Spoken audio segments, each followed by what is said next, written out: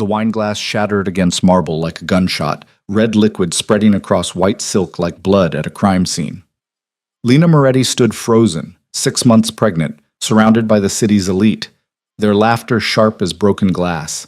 She'd walked into this ballroom invisible. Now every eye tracked her humiliation with predatory interest. What she didn't know: her husband wasn't just any man. Adrian Vale was a name whispered in back rooms, a shadow that moved fortunes and ruined lives. And he'd just watched someone push his pregnant wife. Some mistakes can't be forgiven. Some debts can't be paid. If you want to see how one night of cruelty costs millions in retribution, stay until the end. Hit that like button and comment what city you're watching from. I want to see how far this story travels. The invitation had arrived 3 weeks ago, cream-colored cardstock with gold lettering that seemed to mock Lena every time she looked at it. The annual Sterling Foundation Gala. Black tie. The Plaza Hotel. She'd held it over the kitchen trash can twice, ready to drop it in with the coffee grounds and eggshells. But Adrian had found her there both times, his hand gentle on her shoulder. "You don't have to go," he'd said the first time. "I want you to go," he'd said the second. There was a difference between those two statements, and Lena understood it. Adrian rarely asked for anything. When he did, it mattered. So here she was, stepping out of a black town car that probably cost more than her childhood home, wearing a maternity gown that had seemed elegant in the boutique but now felt like a costume. The plaza rose before her, all golden light and old money, the kind of building that had watched decades of New York's elite pass through its doors. Tonight, it would watch her try to belong. "Mrs. Vale." The driver offered his hand, his face professionally neutral. She wondered if he could see her hands shaking. Adrian emerged from the other side, buttoning his tuxedo jacket with the kind of ease that came from wearing them regularly. He looked like he'd been born in formal wear, 6'2", broad-shouldered, with dark hair touched silver at the temples, and eyes that shifted between gray and blue depending on the light. At 42, he carried himself with the quiet confidence of a man who'd learned long ago that he didn't need to announce his power. People simply felt it. He'd been feeling it for 27 years, since the day his father died and left him an empire built on blood and business in equal measure. "Ready?" he asked, coming around to offer his arm. Lena adjusted the silk shawl around her shoulders, trying to hide the way the dress pulled tight across her swollen belly. "Define ready." His mouth quirked, not quite a smile, but close. Breathing, vertical, present. "Then sure, I'm extremely ready." They climbed the steps together. Lena caught her reflection in the glass doors. A small woman, 5'4" in heels she could barely walk in, with dark hair pulled back too severely and a face that looked younger than 32. She'd tried makeup, but her hand had been unsteady. One eye had more liner than the other. The lipstick was already wearing off. Next to Adrian, she looked like a child playing dress-up. The doorman pulled open the entrance with a white-gloved hand. Sound washed over them. Laughter, conversation, the clink of crystal. A string quartet playing something classical that Lena didn't recognize. The lobby had been transformed into a reception area, servers circulating with champagne and hors d'oeuvres that probably cost more per bite than her weekly grocery budget used to be. Used to be. Before Adrian. Before everything changed. "Mr. Vale." A woman materialized beside them, 60-something, with the kind of bone structure that aged into elegance rather than erosion. "We're so pleased you could make it." "Mrs. Sterling." Adrian's voice carried warmth that Lena knew was precisely calibrated. "Thank you for the invitation." The woman's gaze flickered to Lena, a quick assessment that felt clinical. "And this must be your wife. How lovely." The pause before lovely was just long enough to land. "Lena," Adrian said, his hand settling on the small of her back, "this is Catherine Sterling. Her foundation does remarkable work with children's literacy programs." "It's nice to meet you," Lena managed. Her voice came out smaller than she'd intended. "Charming," Catherine said, the word somehow emptied of meaning. "You must try the salmon. It's Pierre's recipe, flown in from Paris just for tonight. Adrian, I absolutely must steal you for a moment. Senator Michaels has been asking about that development project in Brooklyn." She was already turning, expecting Adrian to follow. It wasn't a request. It was an assumption that her time was more valuable than anyone else's, that interrupting a conversation was her right, that the pregnant woman in the ill-fitting dress wouldn't be missed. Adrian's hand pressed against Lena's back, a question without words. "Go," Lena said quietly. I'm fine. His eyes searched her face. She made herself smile, the expression feeling painted on. 10 minutes, he said, and there was something in his voice that made it sound like a promise and a threat directed at Catherine Sterling simultaneously.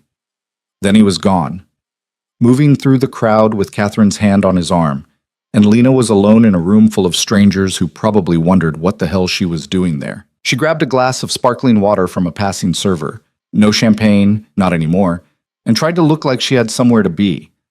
The trick to invisibility, she'd learned, was moving with purpose even when you had none. If you stood still, you became a target. If you drifted aimlessly, you looked lost. But if you walked like you were heading somewhere specific, people's eyes slid right past you. She made it halfway across the lobby before the technique failed. Oh my God, is that the wife? The voice came from her left, female, loud enough to be heard but pitched like it was meant to be private. Lena's steps faltered. That's her. A second voice, deeper, amused. Can you believe it? Adrian Vale married what was she, a waitress? I heard she was a nurse at some clinic in Queens. Same difference, darling, bottom feeding either way. Lena's fingers tightened on her glass. Keep walking, don't engage, they want a reaction. Look at that dress. I mean, really look at it. That's off-the-rack maternity wear. You can see the tag from here. Maybe he married her for the tax break. Laughter, sharp and glittering. Lena made it to a corner near the coat check, pressing herself into the shadows like she could disappear into the wallpaper. Her face burned. The dress had been expensive by her standards, $600 that had made her physically ill to spend. Adrian had handed her his credit card without blinking, told her to buy whatever made her feel beautiful. She should have bought something better. She should have known $600 was nothing in this world. She should have. Lena Moretti. A new voice, silk wrapped around a knife. Or I suppose it's Lena Vale now. How absolutely unexpected to see you here. Lena turned. The woman facing her was maybe 40, poured into a black gown that probably cost more than a car, with platinum hair and the kind of face that came from excellent genetics and better cosmetic work. Her smile was perfect. Her eyes were dead. I'm sorry, Lena said. I don't think we've met. Victoria Ashford. She extended a hand heavy with rings. I'm a dear friend of Adrian's, known him for years. We traveled together extensively before he, well. Her gaze dropped to Lena's belly, the pause speaking volumes. Before his circumstances changed. Lena shook her hand briefly. Victoria's grip was surprisingly strong, her nails sharp against Lena's palm. Adrian's never mentioned you, Lena said. Victoria's smile didn't waver. I'm sure there are many things Adrian hasn't mentioned. He's always been private about certain aspects of his life. Tell me, how are you finding all this? She gestured at the ballroom, the crowd, the excess. It must be quite different from what you're used to. It's fine. Of course it is. I'm sure you're doing your very best to fit in. Victoria leaned in conspiratorially, her perfume expensive and overwhelming. A word of advice, dear? The gray-haired woman over there in the blue gown? That's Judge Morrison. Her husband is the senior partner at Whitmore & Associates. They handle most of Adrian's legal affairs. You might want to avoid her. She has very strong opinions about appropriate social circles. Lena's throat tightened. I'm not here to climb social ladders. No, I suppose you already climbed the only one that mattered, didn't you? Victoria's tone remained light, conversational. Congratulations on that, by the way. I know plenty of women who've tried to land Adrian Vale. You must have skills the rest of us lack. The implication was clear. Lena felt her face flush hot. If you'll excuse me, she said, stepping around Victoria. Oh, but you can't leave yet. The evening's just starting. Victoria caught her arm, fingers digging in just hard enough to keep her in place. Besides, I wanted to introduce you to some people. They're all dying to meet Adrian's mysterious bride. Before Lena could protest, Victoria was pulling her toward a group of women clustered near the entrance to the ballroom proper. They looked up as Victoria approached, their expressions ranging from curious to openly hostile. Ladies, Victoria announced, may I present Lena Vale, Adrian's new wife. Lena, this is Margaret Rothschild, Diana Chen, and Sophia Blackwell. We were just discussing the hospital wing dedication next month. Hello, Lena said quietly. The three women exchanged glances. Margaret, a severe woman with sharp cheekbones and sharper eyes, spoke first. How do you know Adrian? Her tone suggested she already knew the answer and found it distasteful. We met at the clinic where I worked. A clinic? Diana's lips pursed. How philanthropic of him. It was actually a... Lena started. And you're expecting, I see, Sophia interrupted, her gaze dropping to Lena's stomach with clinical interest. How far along? 6 months. 6 months? Victoria's voice dripped false concern. And you married, what, 4 months ago? The timeline is quite romantic, isn't it? The implication hung in the air like smoke. Lena's hands clenched at her sides. We married as soon as we could, she said evenly. I'm sure you did. Margaret's smile was cold. Adrian does have a tendency toward impulsive decisions. Remember that investment in the waterfront property, Victoria? Everyone told him it was a disaster. Of course, he proved us all wrong. Her eyes fixed on Lena, though occasionally even the brilliant Adrian Vale makes mistakes he can't recover from. Speaking of mistakes, Diana said, her voice carrying just far enough, did you see what the mayor's wife wore last week? That horrendous green thing?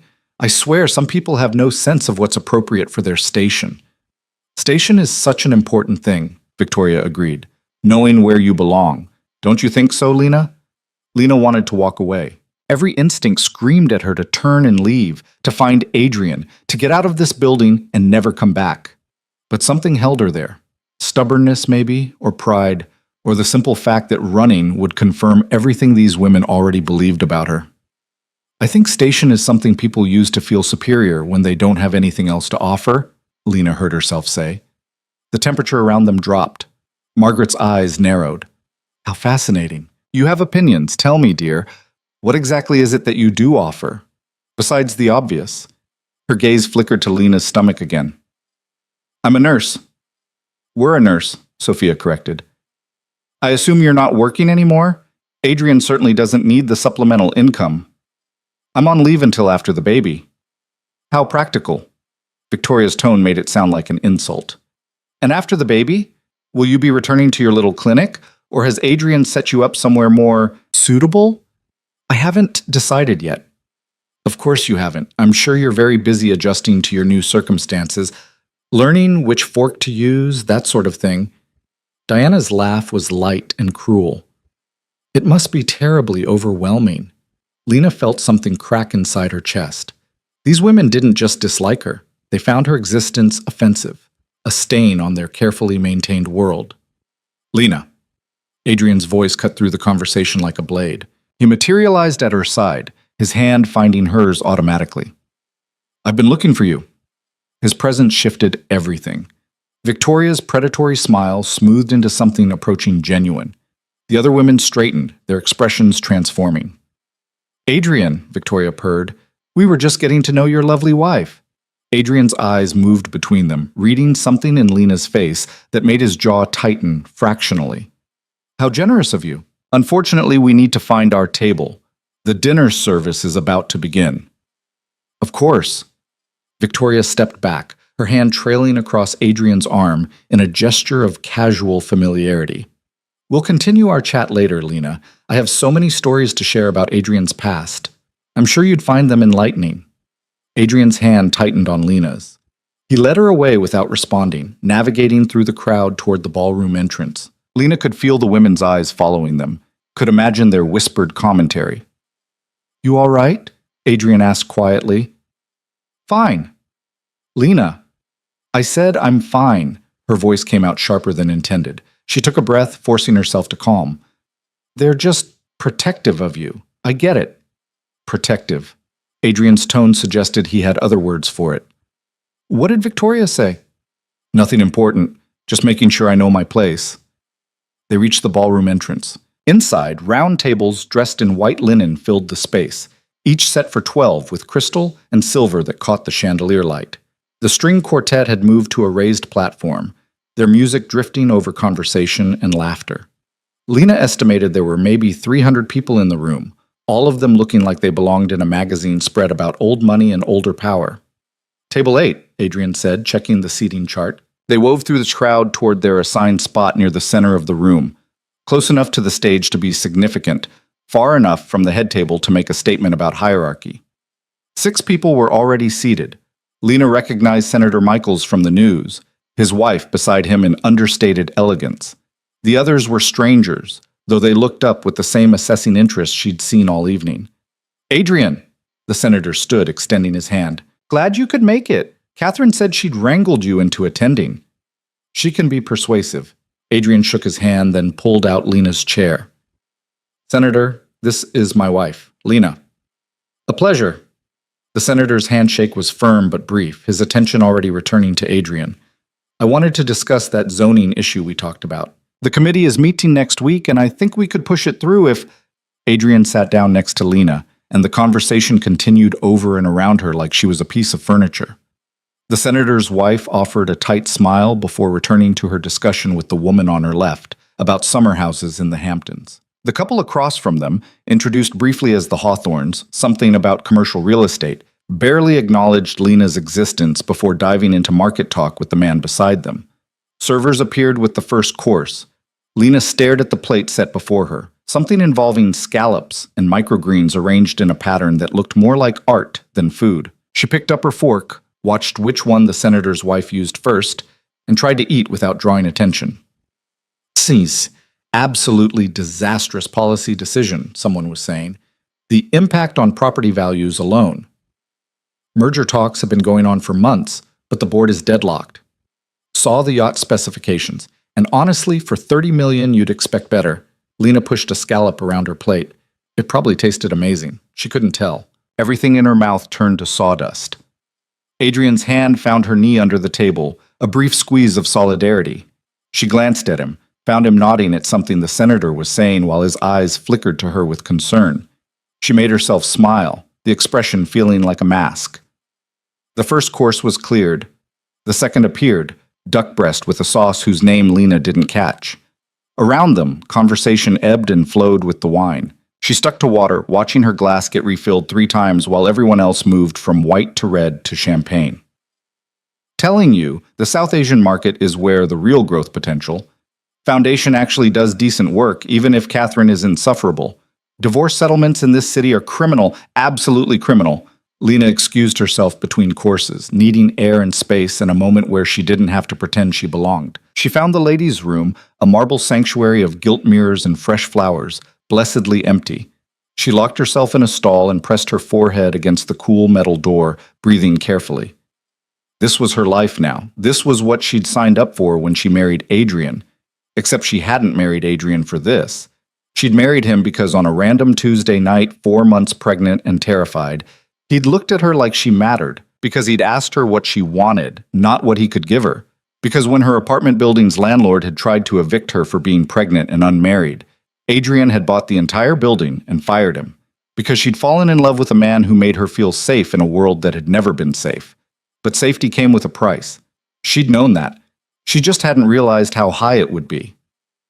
The bathroom door opened. Voices filtered in. Female, multiple, speaking in the overlapping way of women who'd had too much champagne and not enough food. Can't believe he brought her here. Someone needed to tell him this was a mistake. Pregnant before the wedding, obviously. Just look at the timeline. Lena went very still in the stall. I give it 2 years, 3 at most. Victoria's voice, unmistakable. Adrian will realize what a disaster this is, pay her off, and move on to someone appropriate. Oh, the prenup must be ironclad, another woman said. Diana, maybe. Oh, I'm sure. Adrian's not stupid, but still the humiliation of it all. Bringing some Queen's Clinic nurse to the Sterling Gala? It's like showing up with a stray dog and expecting everyone to pretend it's a pedigreed show champion. Laughter echoed off marble. Did you see her dress? Off the rack. Literally off the rack. And that awful hair. Someone needs to give her the number of a decent stylist. Though I suppose you can't polish a stone into a diamond. Be fair, ladies. She's probably doing her best. It's not her fault she doesn't know any better. You can't expect sophistication from someone who grew up in, where was it, Brooklyn? Queens? Does it matter? It's all the same, really. Not Manhattan. More laughter. Lena's hands curled into fists on her lap. I almost feel sorry for Adrian, Victoria said. He's clearly trying to do the right thing. She trapped him with the pregnancy and he's too decent to abandon her. But God, the toll it must take, pretending she's something she's not. Maybe she is something more, a new voice said tentatively. Adrian's not easily fooled. If he married her, maybe she has qualities we're not seeing. Oh, please, Cassandra. We all know exactly what qualities attracted Adrian. They're currently on display under that hideous dress. Men think with their, well, you know. Even smart men make stupid choices when their hormones are involved. The voices moved away, fading as the women returned to the ballroom. Lena sat frozen in the stall, their words echoing louder than they'd been spoken. Trapped him. Doesn't know any better. Stray dog. She stood slowly, legs unsteady. Her reflection in the mirror showed exactly what they'd described. A woman out of her depth, wearing the wrong dress, carrying the wrong background, married to a man who deserved better. Except that wasn't true. That was what they wanted her to believe. But the words burrowed deep anyway, making homes in all her old insecurities. Lena washed her hands, reapplied her lipstick with shaking fingers, and walked back into the ballroom with her head up because the alternative was giving them what they wanted. Dinner was winding down. Dessert plates littered the tables, creme brulee that Lena couldn't taste. Coffee appeared. The lights dimmed slightly as Catherine Sterling took the stage, launching into a speech about the Foundation's accomplishments over the past year. Lena barely heard it. She was too busy being invisible at a table of people who'd decided she didn't exist. When Catherine finally finished speaking, something about surpassing donation goals and plans for expansion, the crowd applauded politely. The string quartet gave way to a small orchestra, and the first notes of a waltz filled the ballroom. "Dance with me," Adrian said quietly. Lena looked at him. "You don't have to." "I'm not asking because I have to." He stood, offering his hand. "Dance with me." Around them, couples were moving to the floor. Lena saw Victoria watching them, her expression unreadable. She saw Diana whispering to Sophia. She saw 100 eyes tracking their movement. "I don't know how to waltz," she admitted. "I do. Trust me." She put her hand in his, let him lead her to the floor. His arm settled around her waist, careful of her belly, pulling her close enough to feel solid and real. "Just follow," he murmured against her ear. "I've got you." They moved into the music. Lena stumbled twice in the first minute, stepping on his feet and mumbling apologies. But Adrian's hand was steady on her back, guiding her through the steps, and slowly she found the rhythm. They turned across the floor, and for a few measures, she forgot about Victoria and the other women, forgot about the whispers and the judgment, forgot about everything except the feel of Adrian's hand holding hers. "Whatever they said," Adrian spoke quietly, "ignore it. I'm fine. You're not, and you don't have to be." His eyes found hers, gray-blue in the chandelier light. "I know this world. I know these people. They eat vulnerability for breakfast and shit out superiority. But you don't owe them anything, Lena. Not your comfort, not your confidence, and sure as hell not your dignity." "I'm a clinic nurse from Queens who's pregnant and wearing an off-the-rack dress," she said. "They're not wrong. They're not right either. You're a trauma nurse who saved more lives than everyone in this room combined. You grew up in Queens, yeah, in a neighborhood these people drive past with their windows up. You're wearing a dress you picked because it made you feel good, and you're carrying my child." His hand tightened on her waist. "None of that makes you less than anyone here. Most of it makes you more." Lena's throat tightened. "You don't have to defend me." "I'm not defending you. I'm stating facts." They turned again, moving past Victoria and her dance partner. "You want to know what I see when I look at you? Not what they see. Not some conquest or mistake. I see the woman who held a kid's hand while he died from a gunshot wound and sang to him so he wouldn't be scared. I see someone who gives a damn about people these socialites wouldn't even acknowledge exist. I see..." The music cut out. Not naturally, but abruptly, like someone had pulled a plug.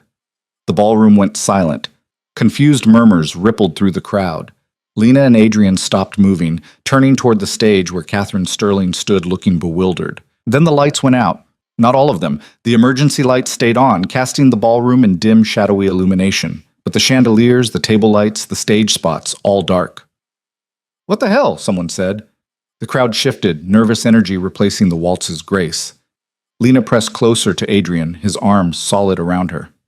"Stay with me," he said quietly. The lights came back on, slowly like someone was bringing them up on a dimmer. The ballroom returned to visibility. Tables, people, confusion. And standing near their table, a woman in a server's uniform holding Lena's purse. Not near their table, at their table, going through Lena's purse. "Hey, Lena pulled away from Adrian, moving toward the table. That's mine! The woman looked up, startled.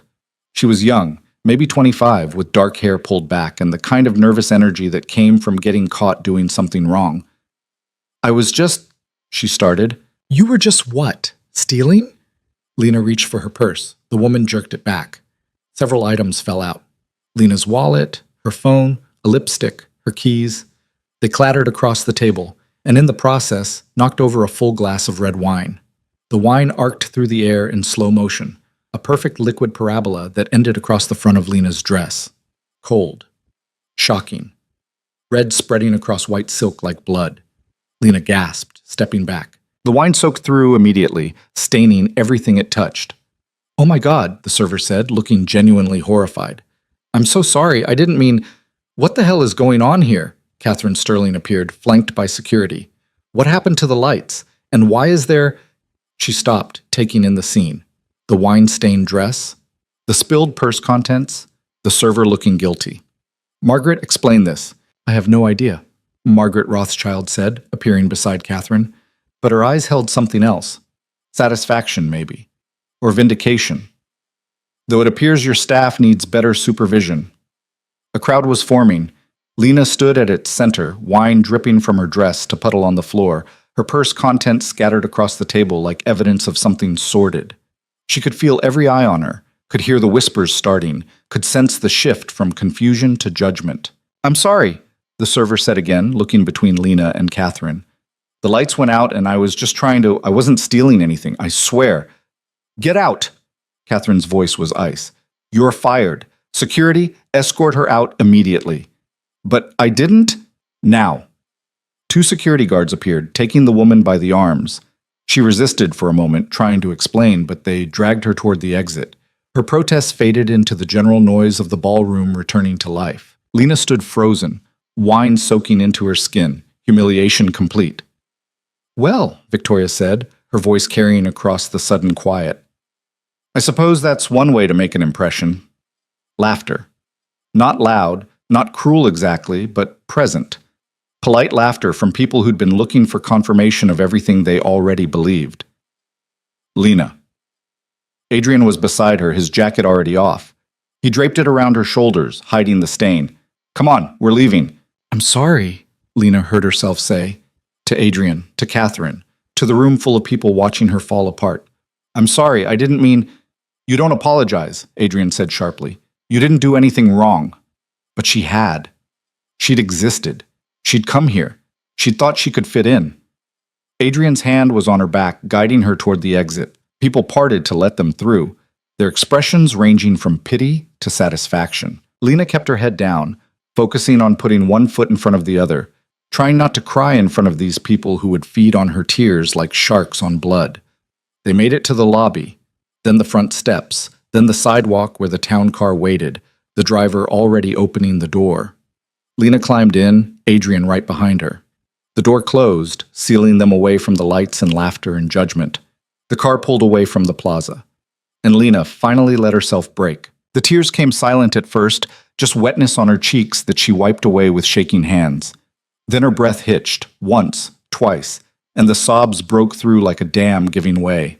Lena pressed her face into Adrian's jacket, still wrapped around her shoulders, smelling of his cologne and safety. Adrian didn't speak. He pulled her against him, one hand cradling the back of her head, the other secure around her waist. The car moved through Manhattan traffic, streetlights strobing past the windows, and he just held her while she fell apart.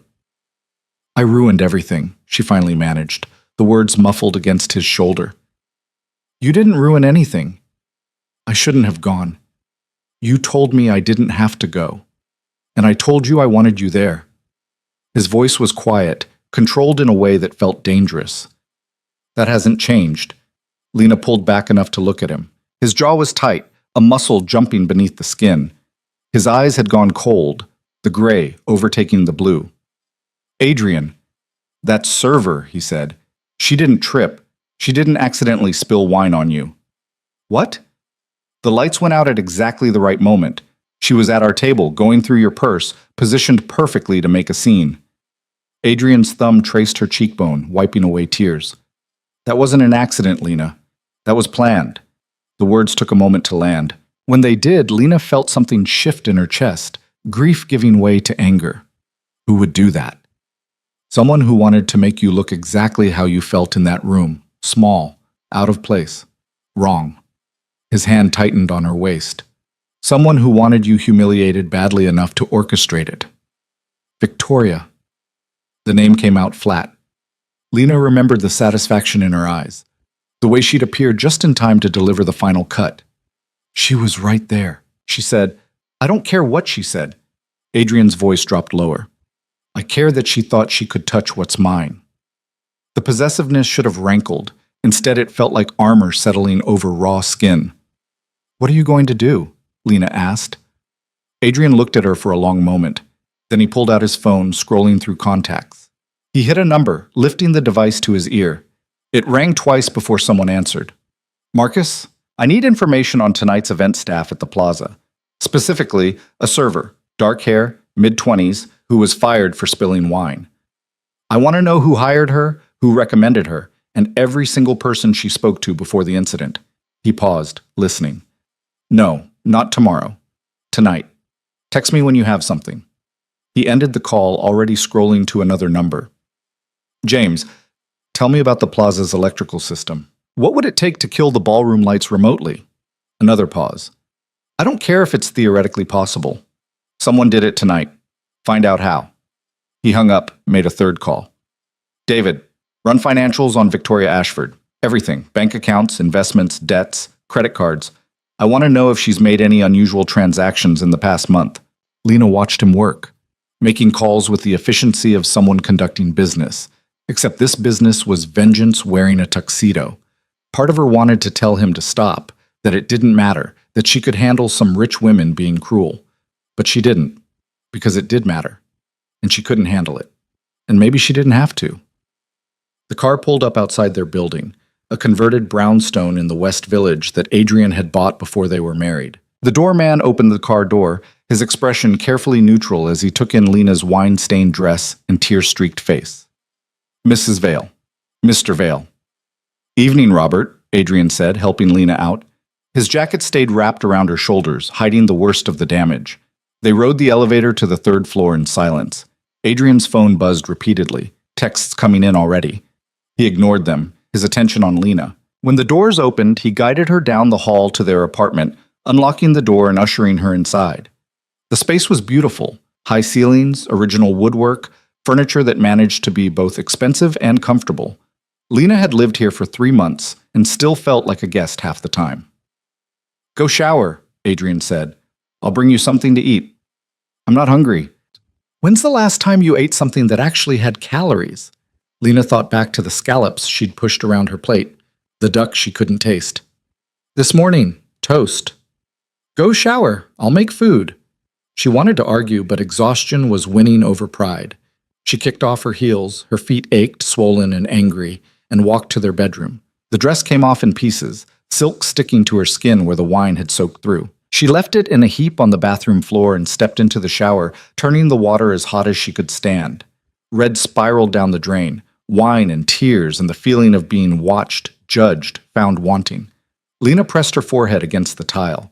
The baby kicked, a flutter of movement that had become familiar over the past few weeks. She put her hand on her stomach, feeling the life growing inside her. The reason for all of this, the catalyst that had turned her world upside down. She hadn't trapped Adrian, but she understood why people thought she had. They'd met 9 months ago at the free clinic in Astoria, where she worked night shifts. Adrian had walked in at 2 a.m. with a knife wound in his side, bleeding through a dress shirt that probably cost more than her monthly rent. No insurance card, no ID, just cash and a story about a mugging that didn't quite add up. Lena should have called the police. Instead, she'd stitched him up, given him antibiotics, and told him to come back in a week to have the sutures removed. He'd come back. Not in a week. The next night, carrying takeout from a Thai place 3 blocks away. You looked hungry, he'd said. They'd eaten pad Thai in the break room at 3 a.m, talking about nothing important. He'd come back the next night. And the next. Sometimes with food, sometimes with coffee, always at the end of her shift when the clinic was empty and the city was quiet. She'd known he was dangerous. Not to her, never to her, but in the way men with power are dangerous. He carried himself like someone used to being obeyed, spoke with the confidence of someone who'd never been told no. The scar on his ribs wasn't his only one. Neither was the tattoo on his back, an elaborate design she'd glimpsed when checking his wound, something that looked expensive and permanent and meaningful. "What do you do?" she'd asked one night, 3 weeks into their strange routine. "Business," he'd said, which wasn't an answer. "What kind of business?" "The kind that occasionally gets me stabbed." "That's not reassuring." "I'm not trying to be reassuring." He'd looked at her across cold coffee and empty containers. "I'm trying to be honest." The honesty had been the thing. Not the money she didn't know he had yet, not the power she hadn't recognized. Just the way he looked at her like she was real, solid, worth his time. They'd slept together 6 weeks after meeting. Her apartment, her bed, her choice. He'd been careful with her, almost hesitant, asking permission for things that didn't usually require words. Afterward, he'd stayed, his hand tracing patterns on her shoulder while traffic sounds filtered through the window. "I need to tell you something," he'd said. "Okay." "My name isn't Thomas." She'd pulled back to look at him. He'd been using Thomas since that first night, a name that fit his story about consulting work and business travel. "What is it?" "Adrian Vale." The name had meant nothing to her then. It should have. Vale Industries was in the news regularly, usually attached to real estate development or political donations or society page coverage. But Lena didn't read the society pages. She worked 70-hour weeks and went home to a studio apartment with a radiator that barely worked. "Okay," she'd said. "Adrian." "You don't recognize it." "Should I?" He'd laughed, quiet and surprised. "Most people do." "I'm not most people." "No, you're really not." She'd found out later what Adrian Vale actually meant. The scope of his wealth, the reach of his influence, the darker rumors about how his family had built their empire and what Adrian had done to keep it after his father died. By then, she was already in love with him, and 2 months pregnant. The shower water ran cold. Lena shut it off, wrapping herself in a towel that was probably worth more than her old security deposit. She dried off, pulled on pajama pants and one of Adrian's t-shirts, the closest thing to comfortable she could find, and walked back to the kitchen. Adrian had made pasta. Not complicated, just spaghetti with butter and garlic, but the smell made her stomach wake up and remember it was hungry.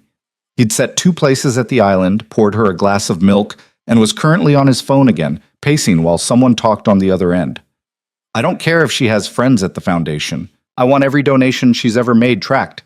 If there's a connection between her and the server, find it." He paused. "Good. Send me what you have so far." He ended the call as Lena sat down. His eyes tracked over her, hair wet, face scrubbed clean, no makeup to hide behind. "Better?" he asked.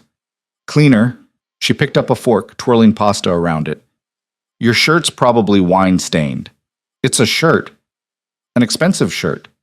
"It's still just a shirt." Adrian sat down across from her, his own plate untouched. "Eat." Lena ate. The pasta was simple and perfect, exactly what her stomach needed. She was halfway through her portion when Adrian's phone buzzed with an incoming text. He glanced at it, his expression darkening. "What?" "The server's name is Jennifer Costas. She was hired 3 weeks ago through a temp agency. The agency got her name from a recommendation." He looked up. "Want to guess who made the recommendation?" "Victoria. Victoria's personal assistant, which is the same thing with plausible deniability built in." Adrian set his phone down, reaching for his own fork. "Jennifer Costas has no history of event work. She's a theater student at NYU. Someone paid her $5,000 to take that job and make a scene tonight." Lena's appetite disappeared. "She paid someone to humiliate me. She paid someone to remove you from an event where your presence bothered her. The humiliation was just a bonus." "Why?" The question came out smaller than Lena intended. "I'm nobody to her. I'm just, you're my wife. That makes you a threat." "To what? Her status? Her social circle? I don't want any of that." "No, but you have something she wants." Adrian's eyes held hers. "Me." The word hung between them. Lena set down her fork. "Victoria and I have history," Adrian said carefully. "We were involved years ago. It didn't end well. She's been persistent about wanting to revisit that relationship. Define involved." We slept together on and off for about 2 years. It was casual. At least I thought it was casual. He paused. She thought differently. When did it end? 4 years ago. I made it clear there was no future between us. She said she understood. Then she spent the next 3 years showing up places she knew I'd be, making sure I knew she was available, dropping hints about how well-suited we were. His jaw tightened. I never encouraged it. I made my position clear multiple times. She chose not to hear it. Lena thought about the way Victoria had touched Adrian's arm earlier, the familiarity in her voice when she called him by his first name, the way she'd looked at Lena like an obstacle to be removed. She hates me, Lena said. She hates that you exist. There's a difference. Not from where I'm standing. Adrian reached across the island, taking her hand. His fingers were warm, solid, real. I'm going to handle this. How? However I need to.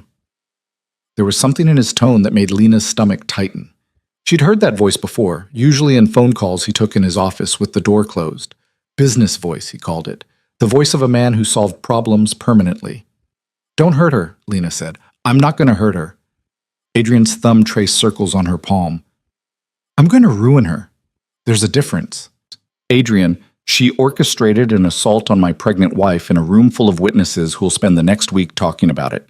She did it deliberately, methodically, with enough distance to seem innocent while destroying your reputation and making sure you never feel comfortable in that world again. His voice stayed level, conversational almost. She crossed a line, Lena, not just with you, with me, and that has consequences. Lena should have felt something, guilt maybe, or concern for Victoria despite everything, but all she felt was tired. Bone deep, soul tired in a way that had nothing to do with the baby or the late hour. I don't want to be the reason people get hurt, she said quietly. You're not. Victoria is the reason Victoria is going to get hurt. She made choices. She'll deal with the results. Adrian stood coming around the island. He pulled Lena against him, careful of her belly, his hand settling in her hair. I know you want to be fair. It's one of the things I love about you. But fairness doesn't work with people like Victoria. They see it as weakness and exploit it. The only language they understand is power. And you have power. I have power, and I'm going to use it. His phone buzzed again and again. Messages piling up as his people sent information, building a case, gathering ammunition. Lena felt the moment shift, Adrian pulling away mentally even as he held her physically, his mind already working through scenarios and responses. Go to bed, he said. I have calls to make. How many? Enough. He kissed her forehead, then her lips, quick and claiming. Sleep. Tomorrow's going to be better. Lena wanted to believe him. She walked to their bedroom, climbed into sheets that smelled like expensive detergent, and lay in the dark, listening to Adrian's voice drift through the apartment. Low, controlled, explaining things to people who answered his calls at 1 a.m. because he was Adrian Vale, and when he called, you answered. She woke to sunlight and the smell of coffee. The bed beside her was empty, sheets cold. She checked her phone, 9:30, which meant she'd slept almost 10 hours. The apartment was quiet. Lena found Adrian in his office, still in last night's tuxedo pants and dress shirt, tie discarded, sleeves rolled up. His laptop was open, phone on speaker while someone talked numbers and accounts. He looked up when she appeared in the doorway, held up one finger. Good. Transfer it by noon. I want confirmation when it's done. He ended the call, sitting back in his chair. Morning. Did you sleep? No. Adrian. I made coffee. And there's breakfast in the kitchen, eggs, toast, fruit. You need to eat. Lena crossed to him instead, turning his chair so she could see his face properly. He looked tired, lines around his eyes that hadn't been there yesterday. But there was something else, too. Satisfaction, maybe. The expression of a man who'd spent the night solving problems. What did you do? She asked. Had conversations. What kind of conversations? The kind that end with results. He pulled her down to sit on his lap, awkward with her belly, but he made it work. Victoria's foundation funding is being pulled. 3 major donors called this morning to withdraw support. Adrian, the plaza is reviewing their vendor contracts. Turns out the temp agency Victoria's assistant used has some questionable hiring practices. They'll likely lose the plaza's business, which means they'll lose half their client base. He played with a strand of her hair, wrapping it around his finger. Jennifer Costas was contacted by a lawyer this morning. She's been offered a very generous scholarship to finish her theater degree, along with a stipend for living expenses. In exchange, she'll make a statement clarifying that she was hired to cause a scene last night and identifying who paid her. Will she do it? The scholarship is $50,000 and the stipend is $2,000 a month. She's currently working 2 jobs to cover tuition. Adrian's smile was thin. She'll do it. Lena was quiet for a moment, processing. What happens to Victoria? That depends on how smart she is. If she's smart, she'll fade into the background, stop attending events where you might be present, and accept that her influence in our social circle is finished. If she's not smart, he shrugged. I have more pressure I can apply. You're destroying her life. I'm applying consequences to her actions. There's a difference. Is there? Adrian's hand settled on her stomach, feeling for the baby's movement. She tried to destroy yours. She wanted you so humiliated, so broken, that you'd convince me to end our marriage. She wanted to remove you from my life by making sure you couldn't survive in my world. His eyes found hers. I'm making sure she can't do that again. To you or anyone else. This is what you do, Lena said slowly. This is your business, not real estate or investments. This, power. Power is the business. Real estate and investments are just the tools. He paused. Does that bother you? It should have. A month ago, it would have. But Lena thought about standing in that bathroom, listening to women tear her apart. Thought about wine spreading across her dress while people laughed. Thought about apologizing for humiliation she didn't cause. No, she said. It doesn't bother me. Good. Adrian kissed her, slow and thorough. Now go eat breakfast. You're feeding 2 people. Lena ate. Then she showered, dressed in clothes that felt normal, leggings, a sweater, no wine stains or judgment. When she came back to the living room, Adrian was on his phone again, but he ended the call when he saw her. We're going out, he said. Where? Shopping. Adrian, I don't need a... Not for you. For me. I need a new tuxedo. The one from last night is ruined. He grabbed his wallet and keys. And while we're out, you're going to pick a dress. A real one. Something that costs enough that every woman who sees it will know exactly what they're looking at. I don't want to go back to those events. I'm not asking you to. But if we do, you'll walk in wearing something that makes a statement. He opened the door, holding it for her. The statement is, she belongs here. And anyone who disagrees can deal with me. They took the town car to Fifth Avenue. Adrian guided her into boutiques where dresses started at 5 figures and salespeople treated her like royalty because Adrian Vale's credit card meant something in their world. Lena tried on gowns that felt like costumes, looked at price tags that made her nauseous, and finally selected something simple. Black, floor length, maternity cut, but elegant. That one, Adrian said when she emerged from the dressing room. It's $12,000. It fits you. Adrian. Lena. He stood, coming over to where she stood in front of the mirror. His hand settled on her hips, his chin on her shoulder, both of them reflected back. Let me do this. Let me give you armor when you need it. She looked at their reflection. A small woman in an expensive dress. A tall man who'd spent the night dismantling someone's life because they'd hurt her. They didn't look like they fit together, but maybe that was the point. Okay, she whispered. Okay? They bought the dress and shoes to match, and a clutch that cost more than her old monthly rent. Adrian handed over his card without blinking, like spending $20,000 was equivalent to buying coffee. On the way home, his phone rang. Marcus, according to the caller ID. Adrian answered, listened, his expression shifting. When? A pause. Send me the address. I'll meet you there in 20 minutes. He ended the call, leaning forward to speak to the driver. Change of plans. Head to the plaza. What's wrong? Lena asked. Victoria's at the hotel. Apparently she's trying to do damage control, talking to Catherine Sterling about last night's incident. Adrian's smile was sharp. Perfect timing. I'm coming with you. Lena, I'm coming with you, she repeated. If we're making statements, let's make them together. Adrian studied her for a moment, then he nodded. All right, together. The car pulled up outside the plaza 15 minutes later. Adrian helped Lena out, his hand secure on her back as they walked through the entrance. The lobby was busy with weekend guests, tourists snapping photos, business travelers checking in. Marcus met them near the elevators, a compact man in his 40s with military posture and eyes that tracked everything. They're in the garden terrace, Sterling and Ashford, private table. Good. Adrian looked at Lena. You ready? No, but let's do it anyway. They walked through the lobby to the restaurant, a glass-walled space overlooking Central Park. Catherine Sterling sat at a corner table with Victoria, both women leaning in close, deep in conversation. They looked up as Adrian approached, Victoria's face going pale. Adrian, Catherine said, surprise coloring her voice. I didn't expect... We need to talk. Adrian's voice carried just enough to make nearby tables glance over. About last night. Of course. Please, sit. I was just discussing the incident with Victoria. Such an unfortunate situation.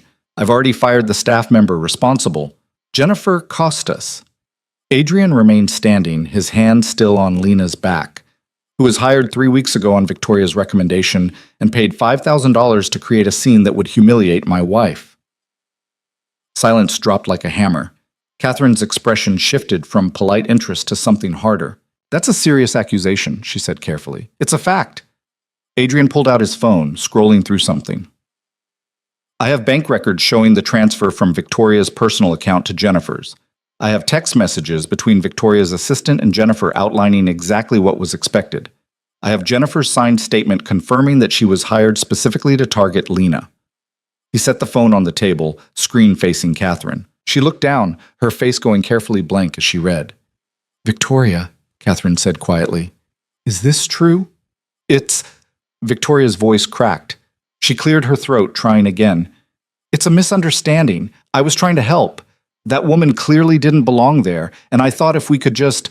You thought you could orchestrate a public humiliation, Adrian interrupted, in a room full of witnesses, at an event meant to raise money for children's literacy. You thought you could target my pregnant wife and face no consequences. She's making you look ridiculous, Victoria snapped, composure breaking. Everyone sees it. Adrian Vale married to some clinic nurse from Queens? It's embarrassing. I was doing you a favor by assaulting my wife? It was wine, not assault. It was planned, paid for, and executed with the sole purpose of causing harm. That's assault. And if you want, we can have this conversation with the police instead of over brunch. Victoria's face flushed red. You can't be serious. Try me. Catherine Sterling set down her coffee cup with deliberate care. Victoria, I think you should leave. Catherine, now, before this becomes worse than it already is. Victoria stood, her chair scraping loud against tile. She looked between Adrian and Lena, her expression twisting into something ugly. You think you've won, she said to Lena. You think because he's defending you now, that makes you legitimate. But you'll never be one of us. You'll never belong. And eventually, Adrian will realize what everyone else already knows. You're a mistake he's too proud to correct. Maybe, Lena said, surprising herself by speaking, but I'm the mistake he chose, and you're the one he walked away from. So which one of us really lost? Victoria's mouth opened, closed. She grabbed her purse and walked out, heels clicking sharp against the floor. Catherine watched her go, then turned to Adrian and Lena. Her expression was unreadable. I owe you an apology, she said finally. Last night should never have happened. Not in my event, not under my watch. If I'd known... You didn't know, Adrian said, but now you do. And I trust that Victoria's involvement with the foundation will be reconsidered. She's already been removed from the board, as of this morning. Catherine's eyes moved to Lena. Mrs. Vale, I'm truly sorry for what you experienced. Lena nodded, not trusting her voice. They left the restaurant together, walked through the lobby, stepped back out into afternoon sunlight. The car waited at the curb. Adrian helped Lena inside, then climbed in after her. As they pulled away from the plaza, Lena felt something shift in her chest. Not quite triumph. The humiliation still hurt. The words still stung. But something else. Something that felt like standing upright after being bent double for too long. You're smiling, Adrian said. Am I? You are. Lena realized he was right. I told Victoria she lost. You did, very effectively. I've never... She paused. I don't usually talk back. I just take it, and apologize and try to disappear. I noticed. But this time I didn't. I stood there in $12,000 shoes and told her she lost. Adrian pulled her close, kissing her temple. You're learning. Learning what? That you don't have to disappear, that you're allowed to take up space, that people like Victoria only have the power you give them. His hand found hers, fingers threading together. You're stronger than you think, Lena. You always have been. You just needed a reason to show it. The car carried them home through Manhattan streets, past buildings full of people living their small, enormous lives. Lena leaned against Adrian's shoulder, feeling the baby kick, thinking about wine-stained dresses and cruel laughter, and the moment she'd stopped apologizing. She wasn't the same woman who'd walked into that ballroom yesterday. Something had broken in that moment with the wine and the judgment and the performance of humiliation. But something else had been born. And as the city moved past their windows, Lena felt the first stirring of who she might become. The doors opened at exactly 10:47 p.m. Adrian had checked his watch twice in the car ride over, once when they left the penthouse, once when they pulled up to the plaza's entrance. Lena sat beside him in silence, her hands folded in her lap, still wearing the emerald dress he'd had delivered that afternoon. The wine-stained gown from 2 nights ago was in a trash bag somewhere. She'd wanted to burn it. He'd stopped her only because accelerants and pregnant women didn't mix. You don't have to do this, she'd said while getting dressed. I know. Adrian, I mean it. What happened? It was humiliating, but it's over. We can just move on. He'd adjusted his cufflinks, not meeting her eyes. It's not over. What does that mean? It means I made some calls. The way he'd said it, flat, matter-of-fact, had made her stomach drop. She knew that tone. It was the same one he used when discussing business deals that ended with someone losing everything they had. Now they stood in the plaza lobby, and Adrian's hand settled on her back as the ballroom doors opened. The same ballroom. The same chandeliers. But the energy was different tonight. Anticipation instead of celebration, tension thick enough to choke on. Catherine Sterling stood near the entrance, her smile brittle. Adrian, I wasn't sure you'd actually come. You asked me to. His voice carried no warmth. Here I am. Catherine's gaze flickered to Lena, something complicated passing behind her eyes. Yes, well, everyone's waiting inside. Shall we? The ballroom had been rearranged. Instead of round tables for dinner, rows of chairs faced a small stage where a podium stood under a spotlight. Maybe 100 people filled the seats, not the full 300 from the gala, but everyone who mattered. Lena recognized faces from that night. Senator Michaels and his wife, the Hawthorns, Judge Morrison in her pearls. And there, 3 rows back, Victoria Ashford sat between Diana Chen and Sophia Blackwell, her expression carefully neutral. Whispers started the moment they entered. Heads turned, eyes tracked them as Adrian led Lena down the center aisle toward the front row where 2 seats waited, reserved and empty. This is a mistake, Lena whispered. Adrian's hand tightened on hers. Trust me. They sat. The whispers grew louder, speculation building like pressure before a storm. Lena kept her eyes forward, focusing on the empty podium, trying not to think about what came next. Adrian had told her the basics. Catherine had called an emergency board meeting. Certain revelations had come to light. Some people needed to answer questions. But the specifics remained vague, and that vagueness terrified her more than knowing would have. Catherine took the stage, her heels clicking against hardwood. She gripped the podium like it might save her from drowning. Thank you all for coming on such short notice, she began. I know this is unusual, calling a meeting like this, but circumstances have made it necessary. 2 nights ago, at our annual gala, an incident occurred that has brought some troubling information to my attention. Lena felt the weight of eyes on her back. She forced herself not to turn around. As many of you know, Catherine continued, there was an unfortunate accident involving one of our servers and a guest. What you may not know is that following that incident, Mr. Vale contacted me with concerns about how the situation was handled. She paused, her hands tightening on the podium. Those concerns led to an internal investigation. What we found was disturbing. A ripple of confusion moved through the crowd. Lena glanced at Adrian, but his face remained unreadable, his attention fixed on Catherine. The server who was fired that night. Her name is Maria Reyes, and she's worked for the plaza for 3 years with an exemplary record. After her termination, Mr. Vale's team conducted an independent investigation into what actually happened. Maria was not stealing from Mrs. Vale's purse. She was returning it. The room went very quiet. Mrs. Vale had left her purse at the table when she went to dance. Maria noticed it, picked it up to secure it, and was bringing it to Lost and Found when the lights went out. In the confusion, she returned to the table to put it back where she found it, not wanting Mrs. Vale to worry. That's when Mrs. Vale saw her and understandably assumed the worst. Lena's chest tightened. The girl had been trying to help, and they dragged her out like a criminal. However, Catherine's voice hardened, that's not the disturbing part. The investigation also revealed that the power outage was not an accident. Someone deliberately triggered the breaker to cause chaos and confusion. And the glass of wine that spilled on Mrs. Vale? Security footage shows it was intentionally knocked over by someone in the crowd during the commotion. Gasps echoed through the ballroom. Lena's hands clenched in her lap. Who? Someone called out. Catherine's expression was stone. That's why we're here tonight, mister. Vale's security team has identified 3 individuals involved in orchestrating what amounts to a coordinated act of public humiliation against his wife.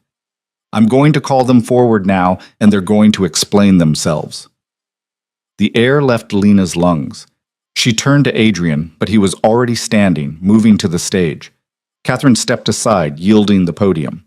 Adrian didn't use it. He stood at the edge of the stage, hands in his pockets, and surveyed the crowd with the same expression Lena had seen him use in business meetings, calm, focused, and absolutely merciless. 2 nights ago, he said, his voice carrying without needing amplification, my pregnant wife was humiliated in front of 200 people. Wine was poured on her dress. She was made to look foolish, careless, beneath you all. And she apologized. His eyes scanned the crowd. She stood there, 6 months pregnant, covered in wine, and she apologized for existing in your space. The room held its breath. I've spent the last 48 hours figuring out who was responsible. Not because I'm vindictive, though I am, but because I wanted to understand what kind of person sees a pregnant woman and thinks, you know what? Let's destroy her evening. Let's make her feel small. Let's remind her she doesn't belong. He paused. Turns out, it's the kind of person who sits in this room. Movement in the 3rd row. Victoria Ashford had gone pale. Victoria Ashford, Adrian said, stand up. Victoria didn't move. Diana and Sophia shifted away from her like she'd become radioactive. Stand up, Adrian repeated, and this time it wasn't a request. Victoria rose slowly, her face a mask of composure that was cracking at the edges. Adrian, I don't know what you think. I think you paid the plaza's maintenance supervisor $5,000 to cut the power at exactly 10:15 p.m. I think you then signaled Diana Chen to knock over the wine glass in the confusion, and I think you did it because you believe my wife is beneath you. His voice remained level, conversational, almost. I have the bank transfer. I have the text messages. I have Diana's confirmation. She gave it this morning in exchange for me not pursuing charges. Diana had turned gray. Sophia was staring straight ahead like she could will herself invisible. It was a joke, Victoria said, her voice breaking. Adrian, for God's sake, it was meant to be. You didn't think I'd find out, or you didn't think I'd care. I didn't think you'd burn everything down over some woman you barely know. The words echoed in the sudden silence. Victoria seemed to realize what she'd said, her hand rising to her mouth too late. Some woman I barely know. Adrian's smile was sharp enough to cut. You're right, Victoria. We've only been together 8 months. I've only seen her save 3 lives, deliver 2 babies, and hold my hand through a panic attack I had at 2 a.m. when I couldn't breathe because my father's legacy felt like drowning. You're absolutely right. I barely know her. Victoria's face crumpled. Adrian, please, sit down. He dismissed her with a glance, already moving on. Margaret Rothschild, you're up. Margaret, the severe woman with sharp cheekbones, stood without being asked twice. Her spine was straight, her chin up, but Lena could see her hands shaking. I didn't pay anyone, Margaret said coldly. I wasn't involved in their juvenile scheme. No, you weren't, Adrian agreed. But you knew about it. Victoria told you the night before. You could have warned my wife, could have stopped it, could have done literally anything except what you did do, which was watch it happen and laugh. I didn't laugh. You smiled, close enough. Adrian pulled out his phone, tapped something, and Margaret's voice filled the ballroom from the speakers. Oh, this is going to be magnificent. The little nobody from Queens, humiliated in front of everyone who matters. Adrian will finally see what a mistake he made. Margaret's face went from pale to crimson. That was a private conversation. Private conversations don't exist anymore. Not when they're about hurting people I love. Adrian pocketed his phone. You want to know the thing about power, Margaret? Real power isn't about what you have. It's about what you're willing to use. And I'm willing to use everything. He turned to face the full crowd. Here's what's going to happen. The Sterling Foundation is currently in the middle of securing a $50 million grant from the Ashford Family Trust. Victoria's family money dispersed at her discretion. That grant is now dead. Victoria, your trust will instead donate that $50 million to a children's hospital in Queens, the one near where my wife grew up. You'll announce it publicly, you'll smile while you do it, and you'll thank Lena for the inspiration. Victoria swayed on her feet. Adrian, that's my family's legacy. Then you should have thought about that before you decided to play games with mine. You can't do this. I already did. Your trust lawyer is a man named David Whitmore. I called him this morning. We had a very productive conversation about fiduciary responsibility and the consequences of trust board members engaging in criminal harassment. He agreed that redirecting the funds was the only way to avoid a very public lawsuit that would drag your family name through every newspaper in the city. Adrian's eyes were ice. So yes, Victoria, I can do this. And I have. Victoria collapsed back into her seat, Diana catching her before she fell completely. Tears streamed down Victoria's face, her perfect composure shattered. Adrian turned to Margaret. You're on the board of 3 companies I have controlling interest in. As of this morning, you're removed from all 3. You'll receive formal notification tomorrow. Margaret's mouth opened, closed. On what grounds? On the grounds that I own the companies, and I don't want you there anymore. That's how this works, Margaret. You pretended you had power because you knew the right people, went to the right schools, married the right man. But I actually have power. And you just learned the difference.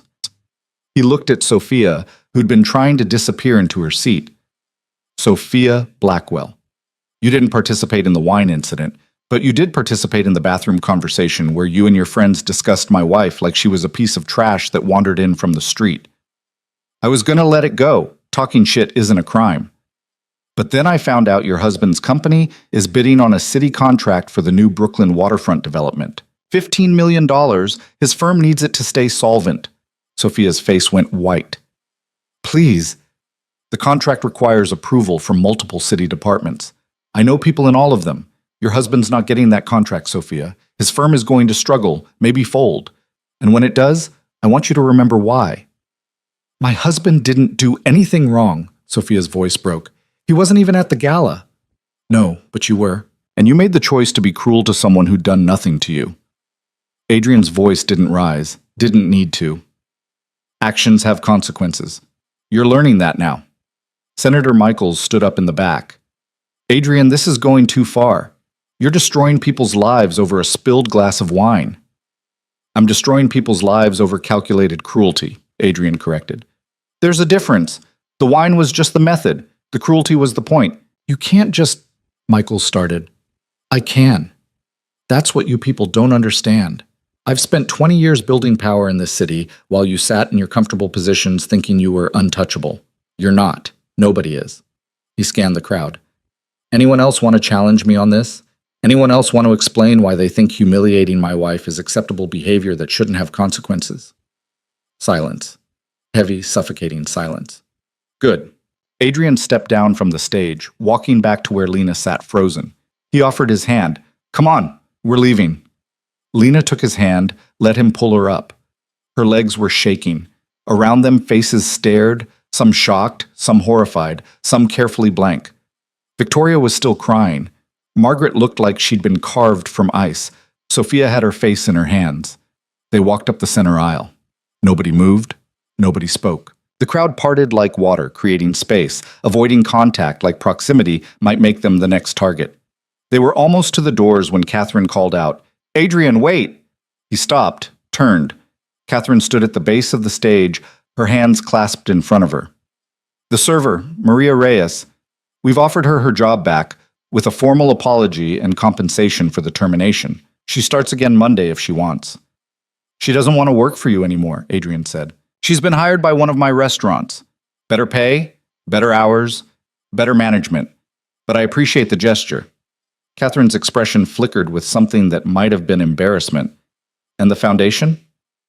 The foundation will be fine. This was never about you, Catherine. You run a good organization that does real work. That's why the 50 million is going to a hospital instead of disappearing into legal fees. I didn't know, Catherine said quietly, about Victoria's plan. If you had, you would have stopped it. I know. Adrian's voice softened fractionally. But you created an environment where people like Victoria felt comfortable doing it in the first place. That's worth thinking about. He turned, and this time they made it to the doors without interruption. The lobby was empty except for a security guard who wisely found something fascinating to look at on his phone. The night air hit them as they stepped outside, cool and clean after the suffocating atmosphere of the ballroom. The town car waited at the curb. Adrian opened the door for Lena, but she didn't get in. She stood on the sidewalk, staring back at the plaza's golden windows, trying to process what had just happened. You destroyed them, she said finally. Yes. Victoria's family legacy, Margaret's career, Sophia's husband's company. Yes. Adrian, she turned to face him. I don't even know what that was. Excessive? Brutal? Necessary. He met her eyes without flinching. They hurt you, Lena. They went out of their way to make you feel worthless in front of people who judge you for it, and they did it because they thought there wouldn't be consequences. I made sure there were. By ruining their lives? By making them understand that cruelty isn't free. That you can't just tear someone apart for entertainment and walk away clean. He stepped closer. I know how this looks. I know I probably seem vindictive and excessive and maybe a little crazy, but I don't care. Nobody hurts you and gets away with it. Not in my city, not anywhere. Lena's eyes burned. I didn't need you to save me. I know you didn't. You're strong enough to survive this world without me, but you shouldn't have to. His hand came up, cupping her face. I'm not asking you to be grateful. I'm not even asking you to approve. I'm just telling you that this is who I am. When someone I love is hurt, I hurt them back. That's the deal. That's not a deal. That's a warning. Maybe it's both. They stood there on the sidewalk, the city humming around them, the plaza's lights casting shadows across Adrian's face. Inside, 100 people were probably still processing what had happened, recalculating power structures, figuring out where they stood in a hierarchy that had just violently reshuffled. The 50 million, Lena said. The hospital in Queens. It'll fund a new pediatric wing, better equipment, more staff, expanded hours. Kids who couldn't afford decent health care will get it now. Adrian's thumb brushed across her cheek. Victoria wanted to use her money to feel superior to people like you. Now it's going to help people like who you used to be. That feels like justice to me. You planned all of this. The investigation, the recordings, the board positions, the city contracts. You had it mapped out before we even got here tonight. I made calls. People owed me favors. I called them in. That's not calling in favors, Adrian. That's orchestrating revenge. Yes. No apology in his voice. It is. Lena didn't know what to feel. Part of her was horrified by the calculated destruction she'd just witnessed. Part of her was grateful that someone finally stood up for her instead of expecting her to quietly absorb cruelty. And part of her, a part she didn't want to examine too closely, was satisfied. Victoria and Margaret and Sophia had tried to break her, and now they were the broken ones. I need to go home, she said. Okay. They got in the car. The driver pulled away from the plaza, heading uptown toward the penthouse. Lena watched the city slide past the window, lights and movement and millions of people living lives that had nothing to do with what had just happened. Somewhere out there, Victoria was probably still crying. Margaret was probably making angry phone calls. Sophia was probably trying to figure out how to tell her husband that his company was doomed because his wife had been mean to the wrong person's pregnant wife. Do you regret it? Lena asked without looking at Adrian. No, not even a little? Not even slightly. He reached over, taking her hand. I know you want me to say I went too far. That I should have handled it differently, been more measured, shown more mercy. But I can't say that, Lena. I won't. Those women tried to humiliate you out of pure cruelty. They deserve what they got. And the senator? He was just defending them. He was protecting power. That's what people like Michaels do. They maintain the status quo because it benefits them. He needed to learn that the status quo shifted the moment he let his friends attack my wife. Lena turned to look at him. In the passing streetlights, his face was all angles and shadows, beautiful and hard. You scared me tonight. That made him pause. Scared you? Not of you, never of you, but of what you're capable of. The way you dismantled those people's lives like you were filing paperwork. It was efficient and thorough and completely terrifying. I'm not going to apologize for having power. I'm not asking you to. I'm just saying, she struggled to find the words. I knew you were successful. I knew you had money and influence, but I didn't really understand what that meant until tonight. You didn't just punish them, Adrian. You erased them. And you did it in front of everyone so they'd all know not to cross you. Yes, he said simply. That was the point. Doesn't that bother you, being that ruthless? He was quiet for a long moment, his thumb tracing circles on the back of her hand. You want the truth? No. It doesn't bother me.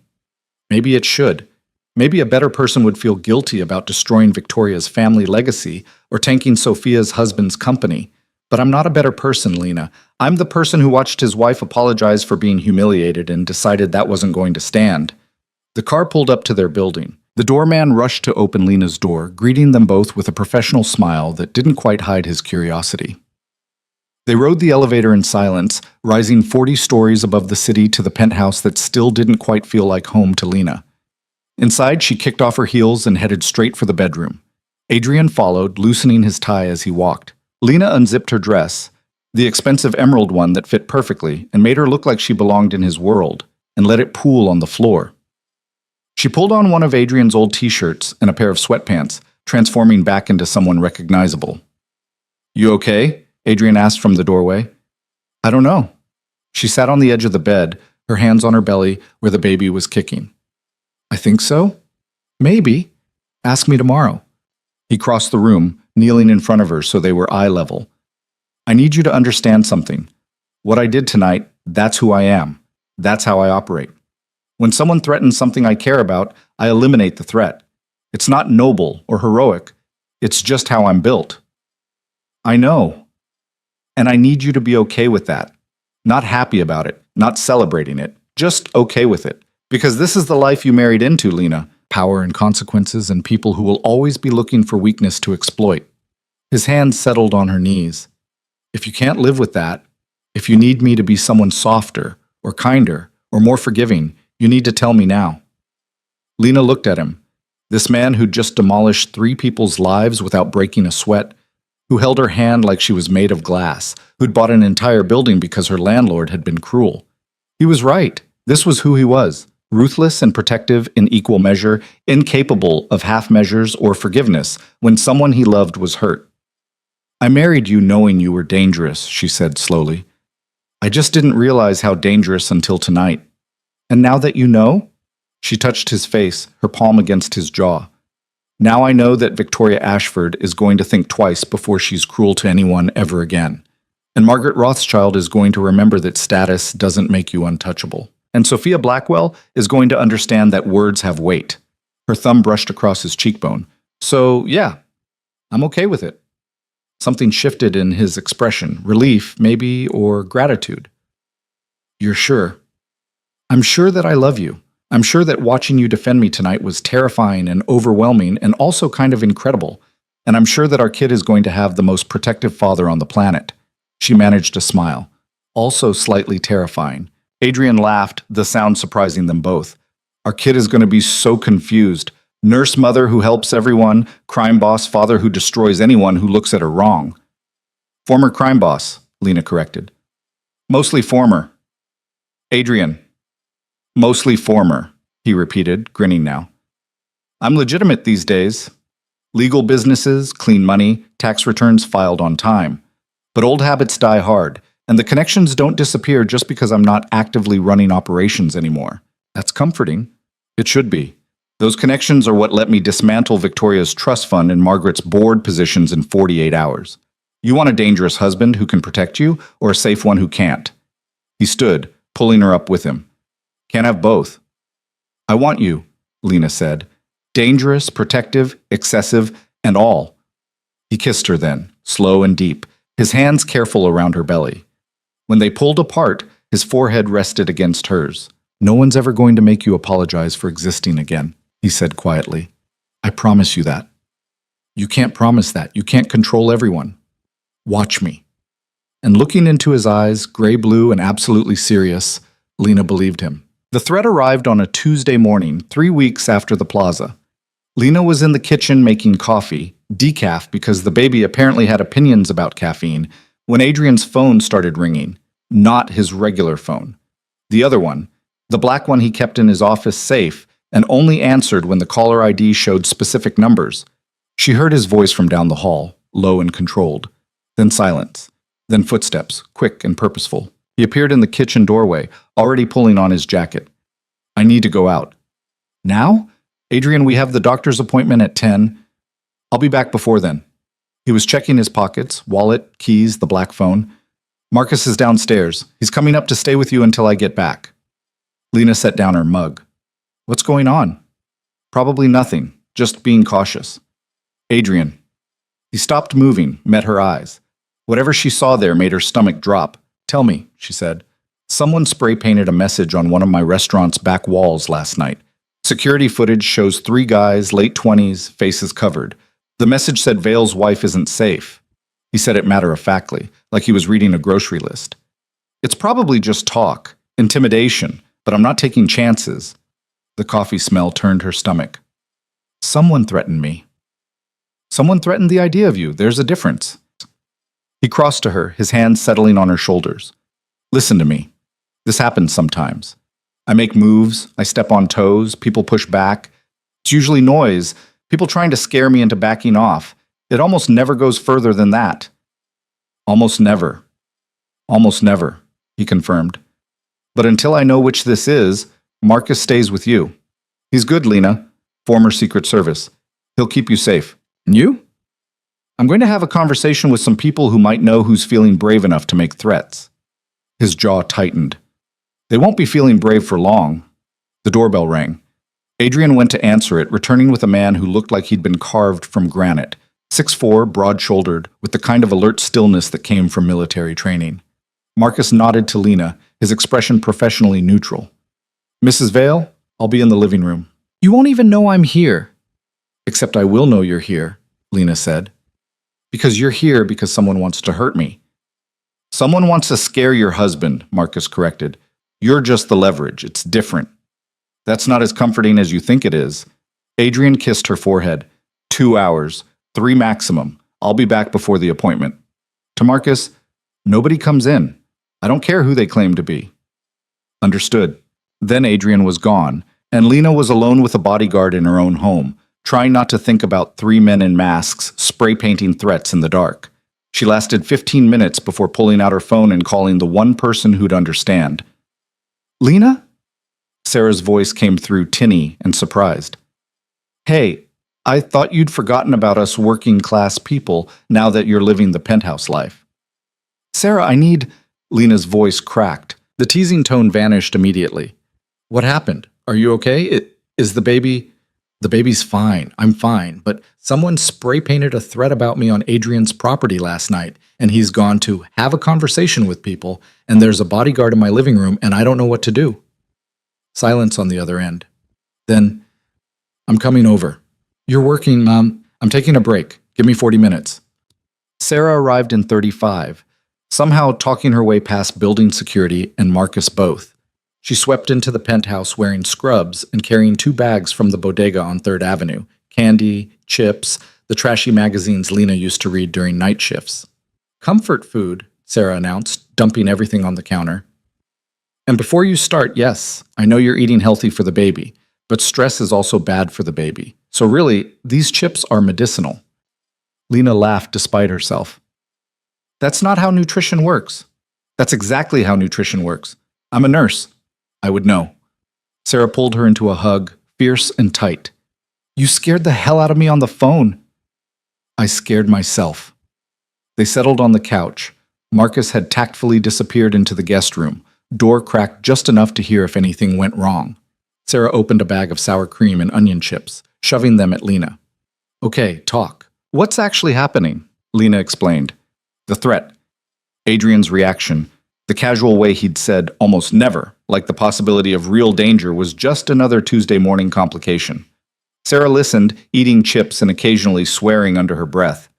So your husband is out there doing what exactly? Breaking kneecaps? Making people sleep with the fishes? He said, having a conversation. Right, because that's what powerful men with criminal connections do. Have conversations. Sarah shook her head. Lena, I love you, and I'm not judging, but your husband is scary. I know. Like, really scary. The kind of scary where people spray paint threats because they're too terrified to do anything direct. I know, Lena repeated. But he's also the kind of scary where I'm safe, where people who hurt me face consequences, where... She stopped, trying to find words that didn't sound insane. He's dangerous, but he's dangerous for me. Does that make sense? In a Stockholm Syndrome kind of way, sure. Sarah. I'm kidding. Mostly. Sarah studied her friend's face. You love him. Like, actually love him. Not just married him because you're pregnant, love him. I do. Even though he's currently out there doing crime boss things to people? He's not a crime boss anymore. He's legitimate. Uh-huh. And I'm sure the bodyguard in your guest room is just for show. Sarah sighed. Look, I'm not saying don't love him. I'm saying be careful. Men who solve problems with violence and intimidation don't usually stop just because they promise to. That pattern tends to expand. He's never been violent with me. That's not what I mean, and you know it. I mean, Sarah gestured vaguely. You're living in a world where people spray paint threats, and your husband keeps a special phone for dangerous calls, and you need armed protection to be in your own home. That's not normal, Lena. That's not safe. Nowhere safe. At least here I have someone willing to fight for me. Sarah's expression softened. You've always had people willing to fight for you. You just chose the one with the most firepower. They sat in silence for a moment, the chips gradually disappearing. Lena's phone buzzed, a text from Adrian. Situation handled. Heading to a second location. Still making the appointment. Situation handled, Lena read aloud. What does that even mean? It means someone's having a really bad morning, Sarah said, and it's probably not Adrian. The second location turned out to be a warehouse in Red Hook. Adrian had been there once before, 2 years ago, when a shipment of very legal, very legitimate imported goods had mysteriously disappeared between the dock and his distribution center. The problem had been resolved quietly, and the warehouse owner, a man named Dmitry with ties to the Russian community in Brighton Beach, had been apologetic and professional. Today, Dmitry looked like he'd aged 5 years overnight. Mr. Vale? He stood as Adrian entered, flanked by 2 of his own men who looked nervous. Thank you for coming. I tried to call earlier, but I was busy. Adrian's voice was flat. You said you had information about the threat. Yes. Please sit. Dmitry gestured to a makeshift office area. A desk, some chairs, papers scattered like he'd been working all night. I heard about the spray paint. Word travels fast in certain circles, and I heard rumors about who might be responsible. Adrian sat. His 2 men, Carlos and James, both ex-military, both loyal, positioned themselves by the door. I'm listening. Dmitry poured vodka into a glass with shaking hands, didn't offer any to Adrian. There's a crew working out of Staten Island. Young guys, mostly. They've been making noise about how you've gotten soft, how you're out of the game and vulnerable. Their leader, his name is Alexei Volkov. He lost a cousin in a territory dispute 7 years ago. Your territory, your dispute. I don't remember every body from 7 years ago, Dmitry. This one you might. Viktor Volkov. He was running protection rackets in Brooklyn, moving into areas you controlled. You made an example of him. Adrian's expression didn't change, but something cold settled behind his eyes. I remember Victor. He put 2 of my people in the hospital, so I put him in the ground. That was business. To you, maybe. To Alexei, it was family. Dmitry drank his vodka in one swallow. He's been building up his crew, talking about payback. When he heard you got married, had a baby coming, he saw an opportunity. Make you hurt the way he hurt. By threatening my wife. By threatening your wife, Dmitry confirmed. But Mr. Vale, I don't think it's just talk. Alexei is young and angry and stupid. Dangerous combination. He has maybe 15 guys loyal to him, and they're all convinced you're too legitimate now to fight back properly. They think they can push you. Adrian stood, began pacing. Carlos and James exchanged glances, but stayed quiet. Where is he? I don't know exactly, but I know he drinks at a bar in Stapleton. The Iron Anchor. He's there most nights around 9-10 o'clock. Dmitri hesitated. Mr. Vale, I'm telling you this because I respect you and because I don't want more bodies on Staten Island. But I'm also telling you, be careful. Alexei is expecting you to come after him. He wants a war, don't give him one. I'm not going to war, Adrian said. War is expensive and messy, and draws attention. I'm going to solve a problem. That's what I'm afraid of. Dmitri poured another vodka. 7 years ago, you could solve problems however you wanted. Nobody questioned it. But now? You have a wife, a baby coming, a public profile. You can't just make bodies disappear anymore. Watch me. Adrian, I appreciate the information, Dmitri, and the concern. Adrian pulled out his wallet, withdrew $500 bills, set them on the desk. For your trouble and your discretion. I don't want your money. I want your word you won't do something that brings the FBI down on all of us. Adrian looked at him for a long moment. You have my word I'll handle this quietly. That's all I'm offering. He left the warehouse with Carlos and James, climbing into the SUV parked outside. Carlos drove while Adrian sat in back, phone already in his hand. We going to Staten Island? James asked. Eventually. First, I need to make some calls. Adrian dialed a number from memory. It rang twice before connecting. Mitchell, I need a favor. Detective Mitchell Reeves had been on Adrian's payroll for 6 years. Not dirty exactly, just pragmatic about the gray areas between law and order. His voice came through cautious. Vale, I'm at work. This better be important. How fast can you get me everything on Alexei Volkov? Staten Island crew, mid-20s, running protection and probably some drug distribution on the side. Why do I feel like I'm about to read about a tragic accident in the paper? Because you're perceptive. How fast, Mitchell? A sigh. Give me 2 hours. But Adrian, listen, if this kid ends up dead, I can't protect you. The department's been watching you since that business with the Ashford Trust hit the news. You're on their radar. I'm always on their radar. 2 hours. Adrian hung up, immediately dialing another number. This one rang 4 times before a woman answered, her voice professional and cold. Val, it's been a while. Elena, I need information on Viktor Volkov's family, specifically his cousin Alexei. Elena Volkov, no relation, despite the shared last name, ran the best private investigation firm in New York.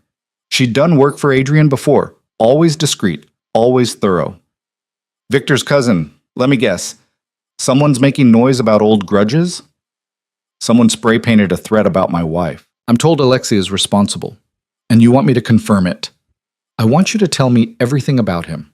Where he lives, where he drinks, who he's sleeping with, what he ate for breakfast. I want his life in a file. That'll cost you. I don't care what it costs. I need it today. Today's expensive. Elena.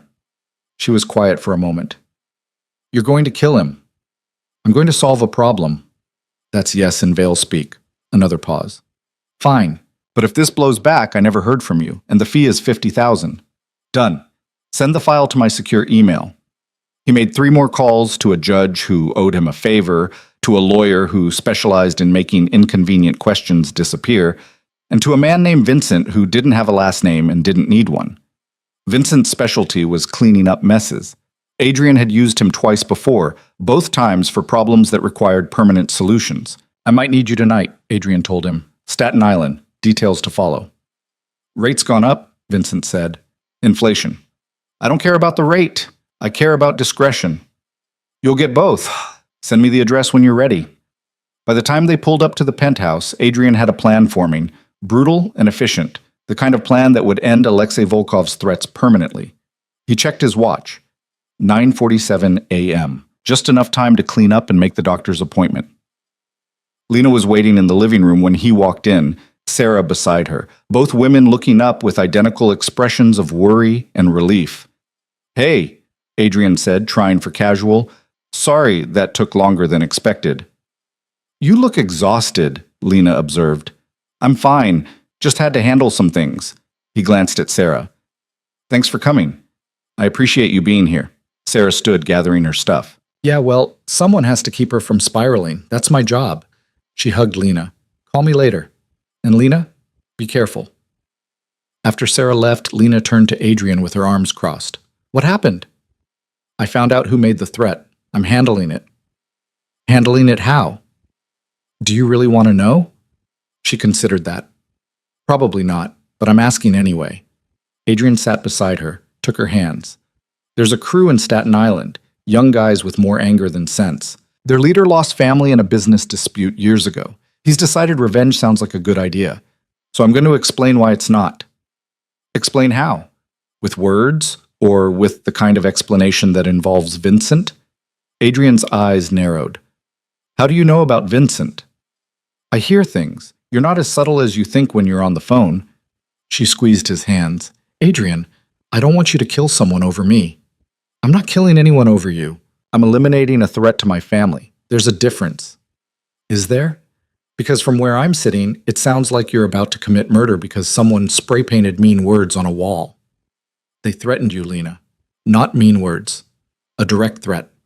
And if I don't respond, it tells every crew in the 5 boroughs that I'm weak, that my wife is vulnerable, that they can come after what's mine without consequence. His voice hardened.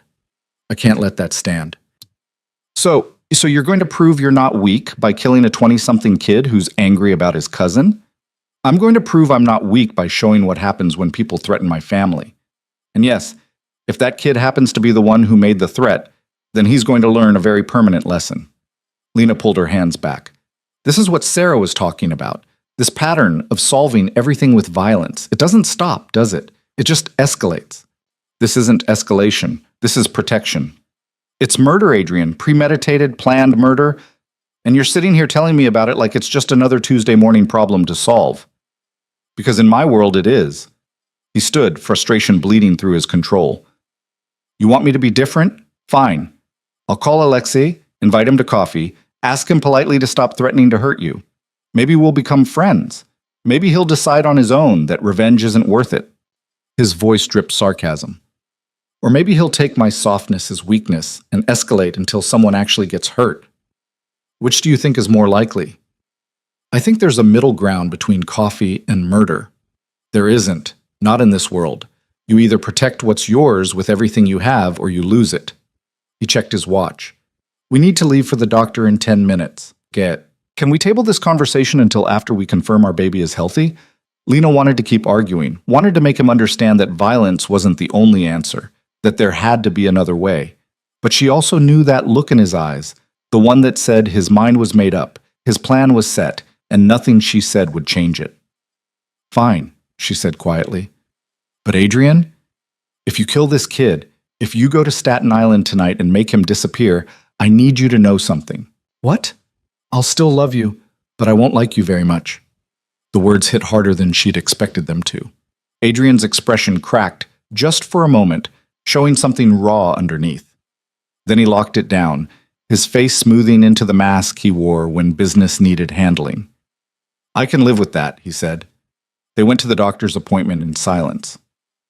The examination room was too bright, the paper on the table crinkling every time Lena shifted position. Doctor. Reeves, a woman in her 50s with kind eyes and efficient hands, squirted cold gel on Lena's belly and pressed the ultrasound wand against her skin. Let's see how baby's doing, she said cheerfully. Everything feeling okay? Movement normal? Yes, Lena answered. Very active, actually, especially at night. That's good. Nice strong kicks. The doctor moved the wand, watching the screen. And there we go. There's your baby, looking perfect. Heart rate is excellent. 142. Growth is right on track for 27 weeks. On the screen, their baby moved, a hand curling, a foot kicking, the profile of a face that looked impossibly human and impossibly small. Adrian leaned closer, his hand finding Lena's automatically. Can you tell what it is? He asked. Dr. Reeves smiled. Do you want to know? Lena glanced at Adrian. They'd discussed this before. Wait and be surprised, or find out now and have time to prepare. They'd never made a decision. Yeah, Adrian said. Tell us. You're having a girl. The room went very quiet. On the screen, their daughter kicked again, oblivious to the weight of that revelation. A girl. A daughter. Someone who would have Lena's vulnerability and Adrian's dangerous protection built into her DNA. A girl, Lena repeated softly. Adrian's hand tightened on hers. We're having a daughter. Congratulations, Dr. Reeves said, continuing her examination. Everything looks great. I'll see you again in 3 weeks. They left with printouts of the ultrasound, little gray images that somehow contained an entire future. In the car, Adrian held one of the photos, staring at it like it might disappear. A daughter, he said again. Are you okay? I don't know. He looked at Lena. I was terrified when you told me you were pregnant, terrified of screwing up, of being like my father, of passing on all the broken parts of me. But I could handle a son. I understood boys, understood how to raise them in my world. But a daughter? His voice cracked. She's going to be small and vulnerable and trusting, and the world is going to try to break her, and I won't be able to stop it. You'll protect her, that's what you do. I can't protect her from everything, not forever. He set the photo down. But I can make sure anyone who tries to hurt her knows exactly what the consequences are. I can build a world where people think twice before they come after what's mine, even if that means, don't. Lena cut him off. Don't tell me you're going to kill Alexei Volkov for our daughter's future. Don't make it about her. It is about her. It's about showing the world that my family is untouchable, that threats have consequences. He met her eyes. You think I want to do this? You think I enjoy having these conversations? I don't, but I'm not going to apologize for doing what's necessary. Then I'm not going to apologize for hating it. They drove home in silence, the ultrasound photos on the seat between them like a fragile bridge neither could quite cross. That night, Adrian kissed Lena goodbye at 8:30. Where are you going? She asked, even though she knew. To solve a problem. Adrian, stay here. Marcus is outside. Don't open the door for anyone. He cupped her face. I love you. I'll be back before morning. Then he was gone, and Lena was alone with the knowledge that somewhere in Staten Island, a young man was about to die because he'd threatened the wrong person's wife. She sat on the couch, one hand on her belly, where her daughter kicked, and wondered what kind of world they were bringing a girl into, what kind of man her husband really was, underneath the protection and the promises. What kind of woman she was becoming, loving someone capable of such calculated violence.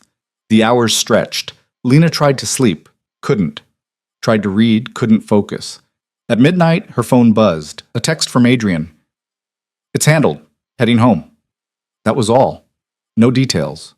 No explanation. Just confirmation that whatever had needed doing was done. He walked through the door at 1:15 a.m., his clothes clean, his hands steady, no visible evidence of whatever had happened. But Lena saw it in his eyes, the cold efficiency of a man who'd solved a problem permanently. It's over, he said. Did you kill him? No. Adrian poured himself whiskey, drank it in one swallow. I didn't have to. Turned out Alexei is more pragmatic than I thought.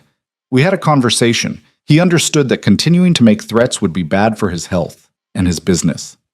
He's leaving New York. Tonight. Permanently. Lena studied his face, trying to read truth from lie. You're telling me you just talked to him and he agreed to leave? I'm telling you the threat is over. How we got there isn't important. It's important to me. Adrian poured another whiskey. Fine. You want details? I went to the Iron Anchor, found Alexei with 3 of his guys, explained very clearly what would happen if he continued making threats against you, showed him evidence of every crime he's committed in the last 2 years, enough to put him away for 15 years if it reached the right prosecutor. Then I gave him a choice. Take $50,000 and disappear, or stay in New York and deal with both me and the legal system. And he chose the money. He chose survival. Smart kid, actually, smarter than his cousin ever was. Adrian drained his glass. Vincent was there as insurance, but I didn't need him. Problem solved without bodies, without violence, without any of the things you were afraid I'd do. So you're saying you didn't kill him because you're a good person? I'm saying I didn't kill him because there was a better solution. If there hadn't been, the outcome would be different. He set down his glass. I won't apologize for being willing to do what's necessary, Lena, but I will try to find solutions that don't require it. That's the best I can offer. Lena wanted to be angry, wanted to hold on to her moral high ground, to tell him that threatening and bribing was still wrong, even if it wasn't murder. But the exhaustion in his face stopped her.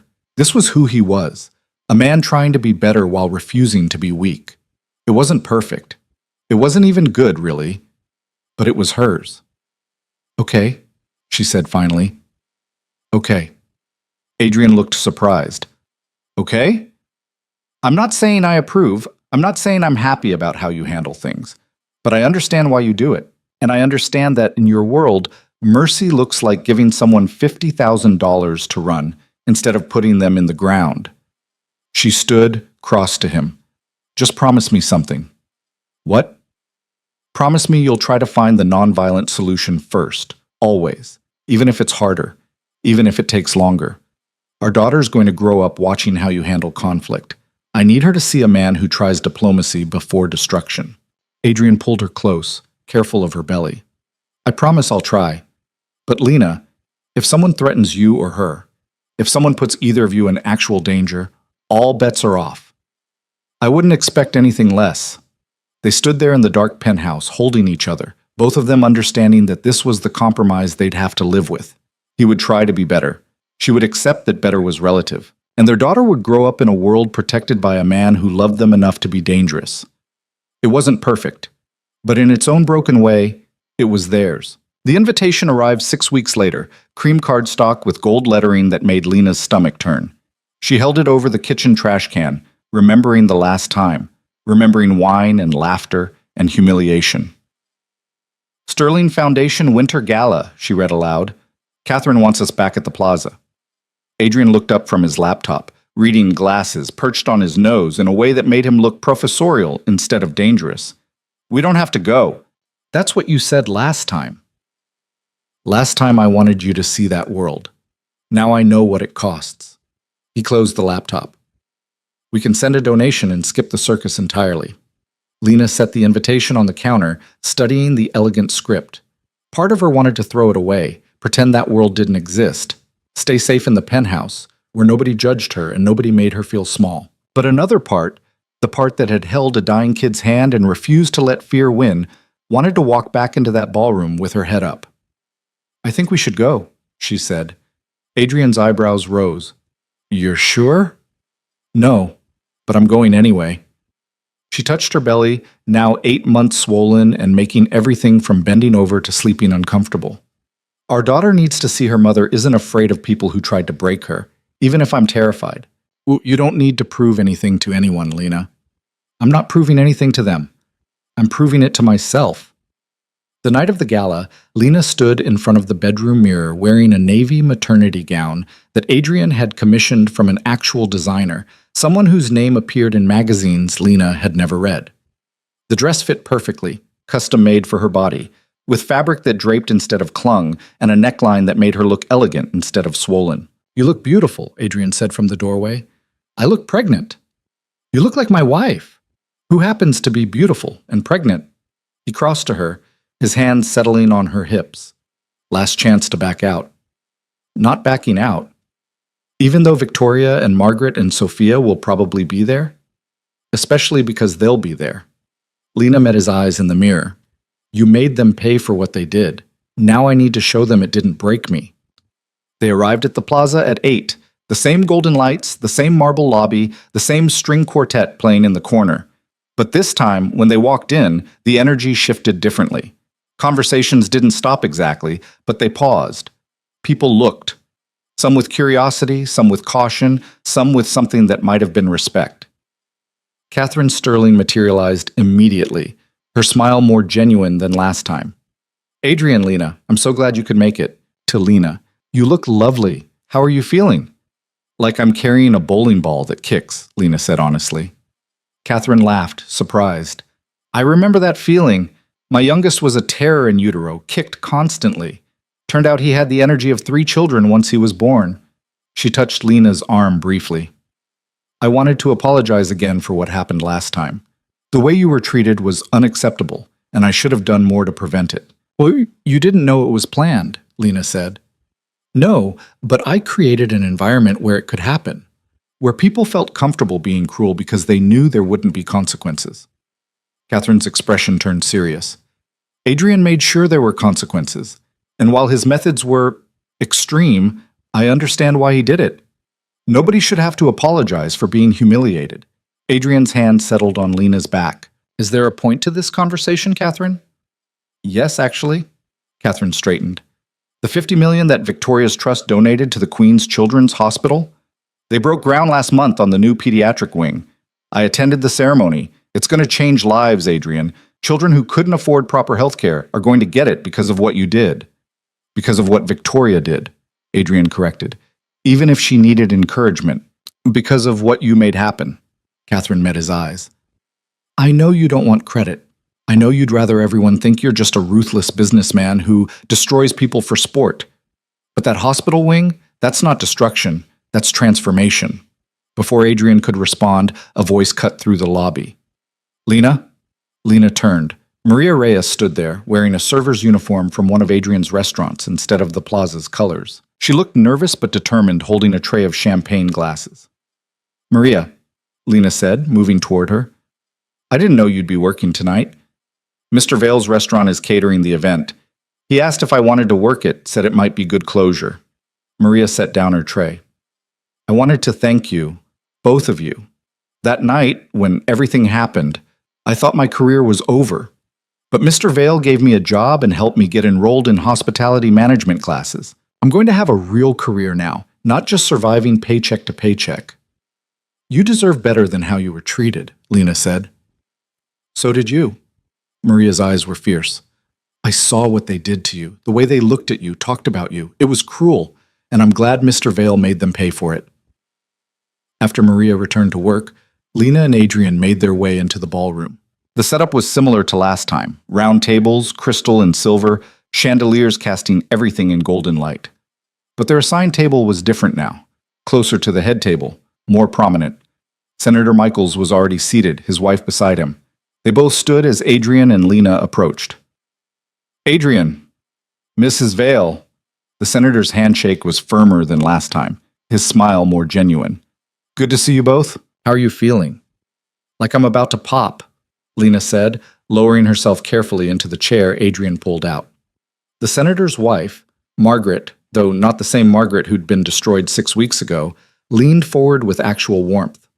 I remember that stage. Absolutely miserable, but worth it, obviously.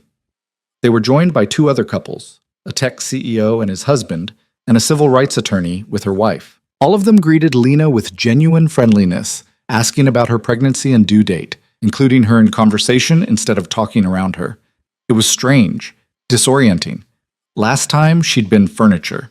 Tonight, she was a person. Halfway through the first course, Lena excused herself to find the bathroom.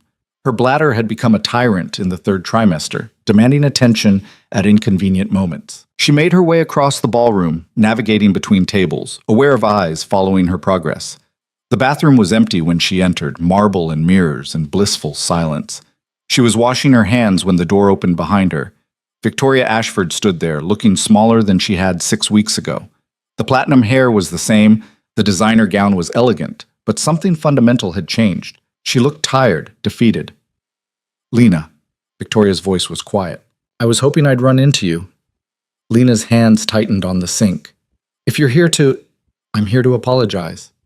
Victoria stepped closer, her heels clicking on marble. What I did, what we did, was unforgivable. You were pregnant and vulnerable, and we targeted you because we could, because it made us feel powerful. Her voice broke. I've spent 6 weeks trying to understand why I did it. The best I can come up with is that I was jealous. Adrian chose you, not me, not anyone from our world. You. And instead of accepting that, I tried to prove you didn't belong. Lena dried her hands slowly, studying Victoria's reflection in the mirror. You cost your family $50 million.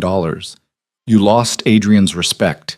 You humiliated yourself in front of everyone who matters. Was proving I didn't belong worth all that? No. Victoria's eyes were red. It wasn't worth any of it. And the worst part? You do belong. Not because you learned which fork to use or bought the right dress, but because Adrian loves you. That makes you more powerful than I ever was. I'm not powerful. I'm just a nurse from Queens who got lucky. You're the woman Adrian Vale destroyed half the city's social structure to protect. That's not luck. That's power. Victoria managed a bitter smile. I told the trust board I wanted the donation to go to the Queen's Hospital. They assumed Adrian forced me, but the truth is, after everything, it felt right. Felt like maybe I could do something decent with money I inherited without earning. Lena turned to face her directly. I don't forgive you. I don't expect you to. But I understand why you did it, and I hope the hospital helps people who need it. Victoria nodded, tears spilling over. For what it's worth, I really am sorry. And your daughter, she's lucky to have parents who will fight for her the way Adrian fought for you. She left before Lena could respond, the door swinging shut with a soft click. Lena stood alone in the bathroom, processing the encounter, trying to reconcile her anger with the broken woman Victoria had become. When she returned to the ballroom, Adrian looked up with concern. You okay? You were gone a while. Victoria was in the bathroom. She apologized. Adrian's expression hardened. Did she upset you? Because if she didn't. Lena sat down carefully. She was just human, broken and sorry, and trying to figure out how to live with what she did. She should be broken. She tried to destroy you, and you destroyed her back. The scales are balanced, Adrian. Lena took his hand. I don't need you to keep fighting battles that are already won. Dinner progressed through multiple courses. The tech CEO told a story about his company's early days that made everyone laugh. The civil rights attorney discussed a recent case that had national implications. Senator Michaels asked Adrian's opinion on a development project, and for once, it felt like genuine consultation rather than political maneuvering. Lena found herself relaxing, participating, even enjoying parts of the evening. This was what she'd hoped for, not acceptance exactly, but neutrality. People treating her like a person instead of a curiosity or a threat. After dessert, Catherine took the stage again for her annual speech. This time, Lena actually listened instead of drowning in anxiety. This year has been transformative for the Sterling Foundation, Catherine said, her voice carrying across the ballroom. We've expanded our literacy programs to 3 new cities, provided scholarships to over 200 students, and thanks to an extraordinarily generous donation, we've been able to fund a state-of-the-art pediatric wing at Queen's Memorial Hospital. Polite applause. Catherine waited for it to settle. But beyond the numbers and the programs, this year taught me something important about accountability. About creating spaces where everyone feels valued, not just the people we've decided matter. About recognizing that cruelty has consequences, and those consequences should be meaningful.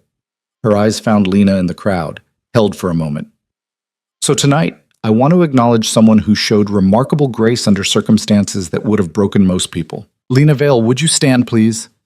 Lena's stomach dropped. Adrian's hand tightened on hers. You don't have to, he whispered. But she did. Because sitting down would be hiding, and she was done hiding.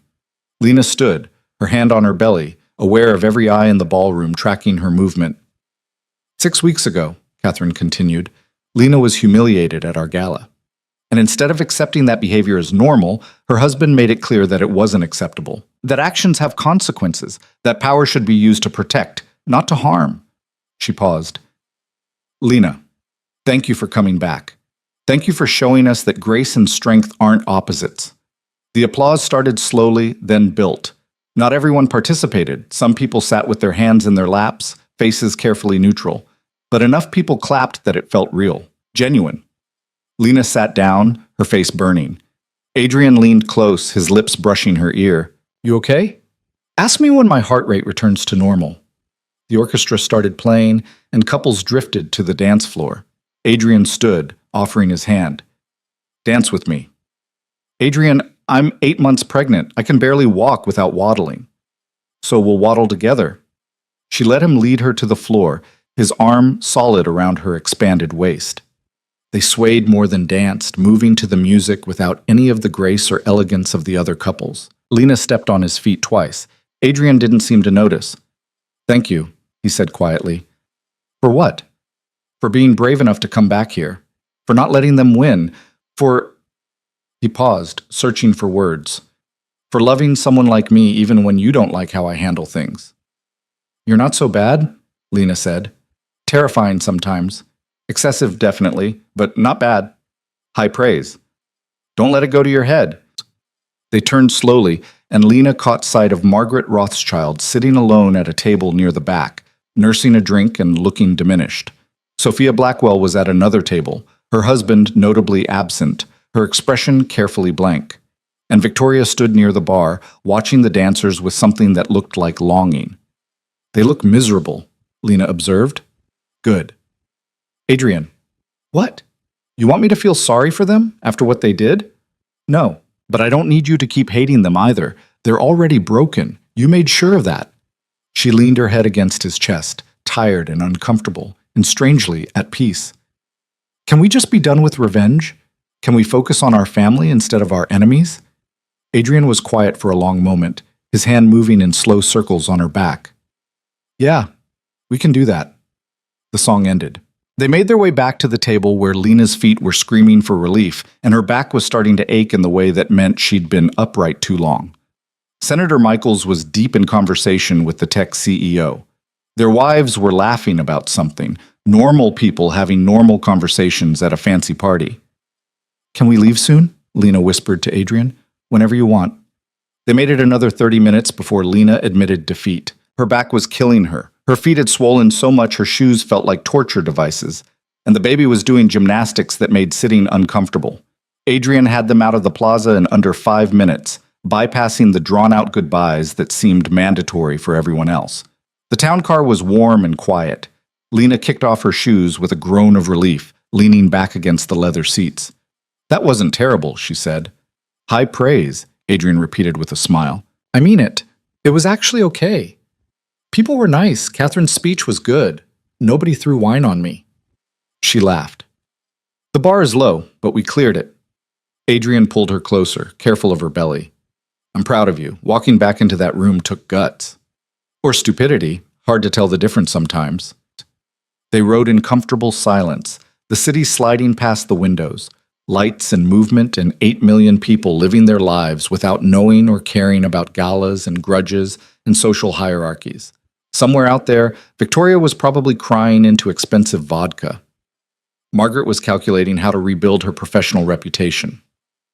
Sophia was explaining to her husband why his company lost a crucial contract, and Lena was going home with Adrian to their penthouse with the nursery that was almost finished, to the life they were building together despite its complications. "Adrian," she said as they pulled up to their building. "Yeah? Promise me something." "What?" "Promise me we'll raise our daughter differently, that we'll teach her to be kind but not to let people walk over her, strong but not cruel, that we'll show her there's a middle ground between being a victim and being a monster." Adrian helped her out of the car, his hand supporting her lower back as they walked to the elevator. "I promise we'll try. But Lena, if anyone ever tries to hurt her the way those women hurt you, all bets are off."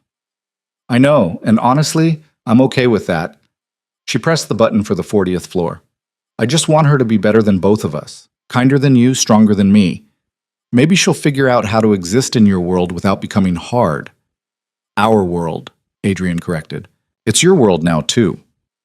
The elevator rose, carrying them away from the city below, up to their home where the nursery waited with its pale yellow walls and hand-carved crib and stuffed animals arranged on shelves. In 6 weeks, maybe less, their daughter would be here, real and breathing, and theirs. "Are you scared?" Lena asked. "Terrified. You?" "Out of my mind." She took his hand, placing it on her belly where the baby kicked.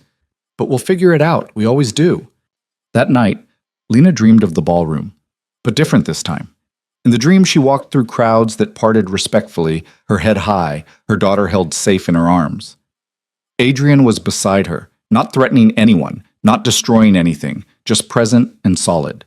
And when she looked down at the baby's face, she saw a future that wasn't written yet, a life they could shape into something better than revenge and power games. She woke at dawn, Adrian still asleep beside her, morning light filtering through the curtains.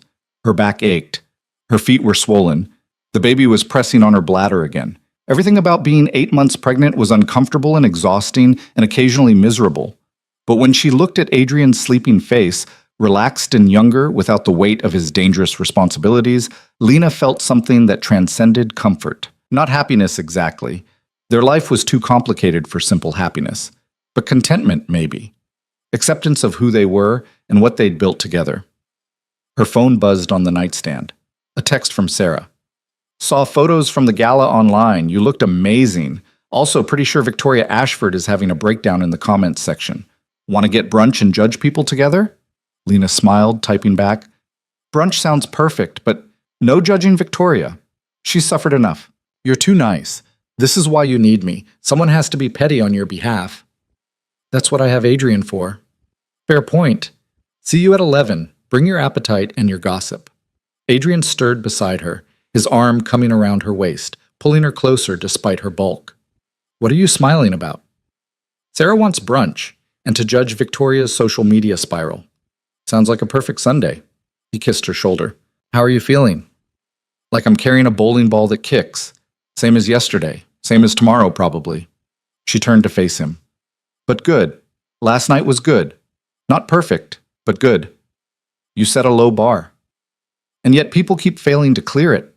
She touched his face, her palm against his jaw. Thank you for not killing anyone at the gala. The night's not over yet. Adrian? Kidding, mostly. He grinned. I'm trying to be better, remember? Finding nonviolent solutions first. Being someone our daughter can be proud of. She'll be proud of you no matter what. You're her father. You'll be her hero just by existing. Lena shifted, trying to find a comfortable position. Though maybe skip the stories about destroying people's lives until she's older. Let's start with more traditional bedtime tales. What? The Three Little Pigs isn't a story about eliminating threats to your home security? Not the way most people tell it. They lay there as the morning light grew stronger, talking about nothing important, making plans for the nursery's final touches, debating baby names they'd never agree on, normal couple things, mundane and beautiful and theirs. At 10:45, Lena got up to get ready for brunch, moving slowly because everything hurt and her center of gravity was completely shot. Adrian helped her with her shoes, she couldn't reach her own feet anymore, and called down to have Marcus bring the car around. You don't need to send security, Lena said. It's just brunch with Sarah. Humor me. Alexei might be gone, but there are always other threats. At her look, he sighed. Fine, no security, but you call me if anything feels wrong. I will. And you stay in public places. It's a restaurant, Adrian. That's about as public as it gets. And you... I'll be fine. She kissed him to stop the litany of warnings. Relax. Nobody's going to mess with the pregnant woman at Sunday brunch. That's a PR nightmare nobody wants. Brunch with Sarah was exactly what Lena needed. Mimosas for Sarah, orange juice for Lena, overpriced avocado toast for both of them, and an hour of discussing everything from baby names to Victoria's very public meltdown in the gala photos comment section. She wrote like 15 paragraphs about recognizing her privilege and committing to be better, Sarah reported, scrolling through her phone. It's actually kind of sad. She's trying so hard to rehab her image, but everyone's just roasting her harder. Let it go, Lena said. She apologized in person. That's what matters. You're too forgiving. If someone humiliated me while I was pregnant, I'd want them destroyed. Adrian already handled the destruction part. I'm just trying to move on. Sarah set down her phone, studying Lena's face. You're different.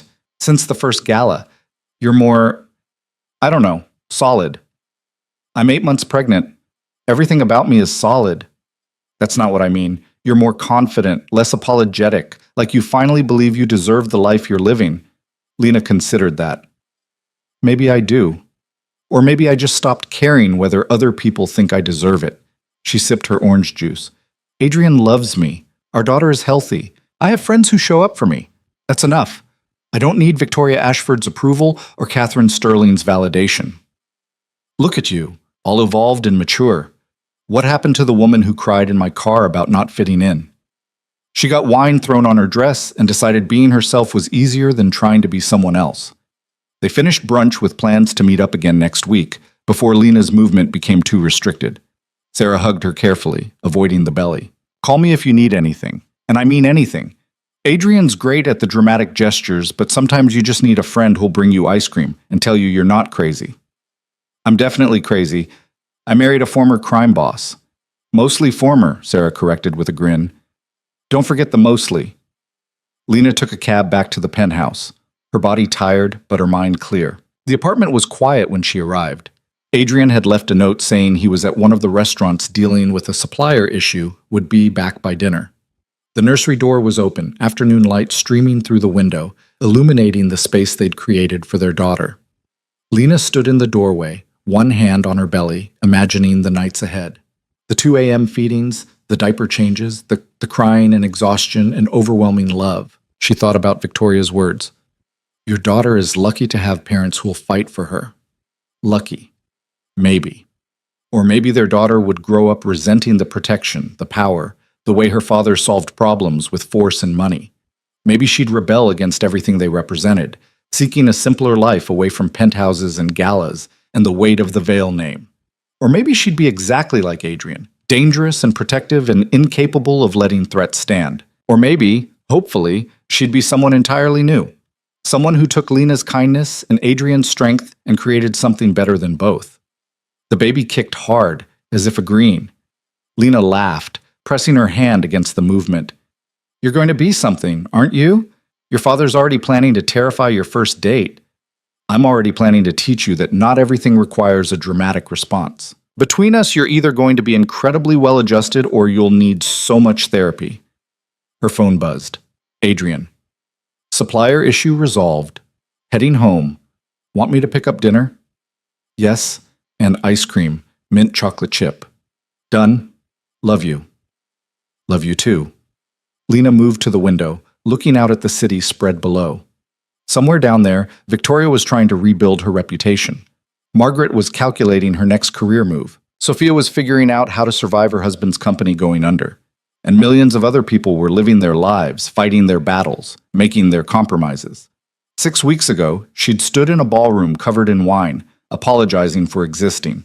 Tonight, she'd stood in that same ballroom wearing a custom gown, watching the people who'd tried to break her realize they'd failed. It wasn't triumph exactly. Triumph suggested winning something, but it was survival. It was refusing to disappear. It was enough. Adrian came home an hour later with Thai food and mint chocolate chip ice cream and stories about the supplier who'd tried to inflate prices until Adrian explained very calmly why that was a bad idea. They ate dinner on the couch, Lena's feet in Adrian's lap while he massaged the swelling. Normal domestic life, comfortable and mundane. I've been thinking, Adrian said between bites of pad thai, about what you said, raising our daughter differently. Yeah? I want to set up a foundation, not like Catherine's, something that actually helps people without all the gala bullshit, something that funds medical care for families who can't afford it, maybe scholarships for kids from neighborhoods like where you grew up. He paused. I want our daughter to see that power can build things, not just destroy them. Lena set down her fork, staring at him. You want to start a charity. I want to do something decent with money I made doing indecent things. Turn it into something that matters. His hand moved up her calf, kneading a knot in her muscle. You made me want to be better. The foundation feels like a start. Adrian Vale, former crime boss, current philanthropist. That's quite the character arc. Mostly former, he corrected with a grin. I keep telling you, old connections don't just disappear. As long as you're using those connections for good now. Define good. Not killing people, not destroying lives, not making enemies out of everyone who looks at you wrong. That's a very restrictive definition. Adrian. I'm kidding. He pulled her closer, mindful of her belly. I promise I'm trying to be the man our daughter deserves, even if I'm not there yet. You're closer than you think. They fell asleep on the couch, the TV playing quietly.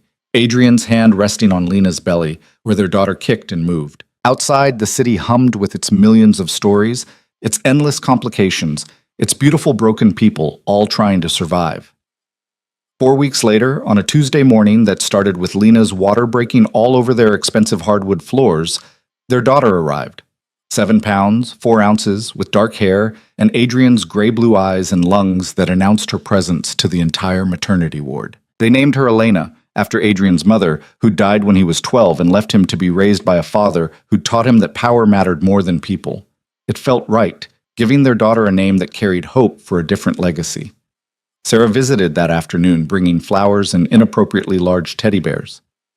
She's perfect, absolutely perfect, though I have to say she already has Adrian's intimidating stare. She's 2 hours old, Lena protested, and already judging me for not bringing better gifts. I see it in her eyes. Sarah leaned over the bassinet. Hi, Elena. I'm your Aunt Sarah. I'm going to teach you all the things your parents won't, like how to be petty and hold grudges and judge people's fashion choices. That's not helpful, Lena said. That's essential life skills. Adrian arrived with coffee, real coffee for Lena now that the pregnancy was over, and an expression of shell-shocked wonder that hadn't left his face since Elena was born. He'd held her for the first hour, refusing to let the nurses take her for routine checks, convinced something would go wrong if she left his sight. You need to let her breathe, Lena had finally said. She's fine, we're all fine. But watching him hold their daughter, seeing the fierce protectiveness in every line of his body, Lena understood. This was Adrian's entire world now, reduced to 7 pounds of helpless humanity that depended on him completely. It was terrifying. It was beautiful. 3 days later, they brought Elena home to the penthouse. The nursery they'd spent months preparing suddenly seemed inadequate. The crib too big, the room too cold, everything wrong in ways Lena couldn't articulate. But Adrian set Elena gently in her bassinet, and she slept peacefully, oblivious to her parents' anxiety. We're going to screw this up, Lena whispered. Definitely, Adrian agreed, but we'll screw it up together. The first month was a blur of sleepless nights and endless diapers and moments of pure panic when Elena cried for reasons they couldn't understand. Sarah visited weekly, bringing food and reassurance. Adrian hired a night nurse against Lena's protests because you need sleep and I need to know you're not going to collapse from exhaustion. Slowly, they found their rhythm. Elena developed a personality, stubborn like her father, observant like her mother, with a cry that could shatter glass when she was displeased. Adrian installed security that would make Fort Knox jealous. Lena taught him how to change diapers and make bottles and function on 3 hours of sleep. They were exhausted and overwhelmed and occasionally desperate. They were happy. 6 months after Elena was born, Catherine Sterling called. Adrian, I wanted to let you know the pediatric wing at Queen's Memorial opened last week. It's extraordinary. They're already seeing twice as many patients as projected. That's good news. I thought you'd want to know that Victoria attended the opening. She's been volunteering there, actually, reading to children in the cancer ward. She says it helps her remember what matters. Adrian glanced at Lena, who was feeding Elena on the couch, her hair in a messy bun, wearing sweatpants and one of his old t-shirts. Good for Victoria. She asked if you might consider forgiving her. Eventually. Tell her to ask my wife. I'm done deciding who deserves forgiveness. After hanging up, Adrian relayed the conversation to Lena. She looked up from Elena, considering. What do you think? He asked. I think Victoria is trying to be better. I think she's learning what you've been learning, that power should build things, not destroy them. Lena adjusted Elena's position. I think maybe forgiveness isn't about her deserving it. It's about us not carrying that anger anymore. So you forgive her? I'm getting there. Ask me again next year. Elena finished eating, her tiny hand gripping Lena's finger, her eyes, Adrian's eyes, staring up with complete trust. This was what mattered. Not grudges or revenge or social hierarchies, just this. Their daughter safe and fed and loved. Their family together. Their future unwritten. We should take her to the hospital, Lena said suddenly. The pediatric wing. Let her see what her father's protection bought. She's 6 months old. She won't understand. No, but we will. We'll understand that something good came from all that anger and destruction. That Victoria's cruelty got transformed into care for children who need it. She looked up at him. I want our daughter to grow up knowing that even the worst things can become something better. That redemption is possible. Even for people like Victoria. Even for people like you. I don't need redemption. Everyone needs redemption, Adrian. You just had the power to demand yours on your own terms.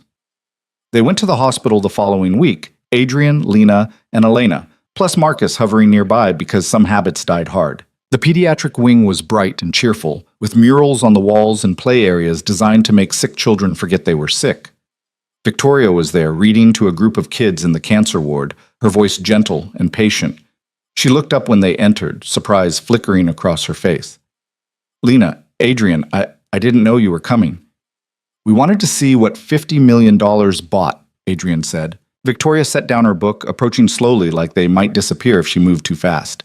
It bought hope. Real tangible hope for families who had none. Her eyes dropped to Elena. She's beautiful. What's her name? Elena. Elena, Victoria repeated softly. That's lovely. She looked at Lena. I know I don't deserve your forgiveness. but I want you to know I'm trying to be better. Every day, I come here and read to these kids, and I remember what matters. Real suffering. Real need, not social hierarchies and power games. Good, Lena said. Keep doing that. That's it? Just good? What do you want, Victoria? Absolution? Permission to stop feeling guilty? Lena shifted Elena in her arms. You don't get those from me. You get them from yourself by continuing to be better than you were, by helping people instead of hurting them. That's the only redemption that matters. Victoria's eyes filled. Thank you for coming here, for not hating me forever. I don't hate you, I just don't think about you much anymore. Lena touched Elena's head. I'm too busy with my family to waste energy on grudges. They left Victoria there, surrounded by sick children who didn't know her history, who just saw a nice lady who read them stories. Adrian held Elena while Lena navigated the hospital corridors. She knew this building, had worked here before Adrian, before Elena, before everything changed. This feels right, she said, coming full circle like this. Starting here as a nurse, ending here as a mother, seeing this wing that wouldn't exist if Victoria hadn't been cruel. You sound like you're grateful she humiliated you. I'm not grateful for the humiliation, but I'm grateful for what came after, for you standing up for me, for showing me I deserve to be defended, for all of it leading here. She took Elena back from Adrian, pressing her face against her daughter's soft hair. Everything that happened, the gala, the threats, the revenge, Victoria's downfall, it all led to this moment, Elena existing, us being a family, that hospital wing saving lives. You're getting philosophical.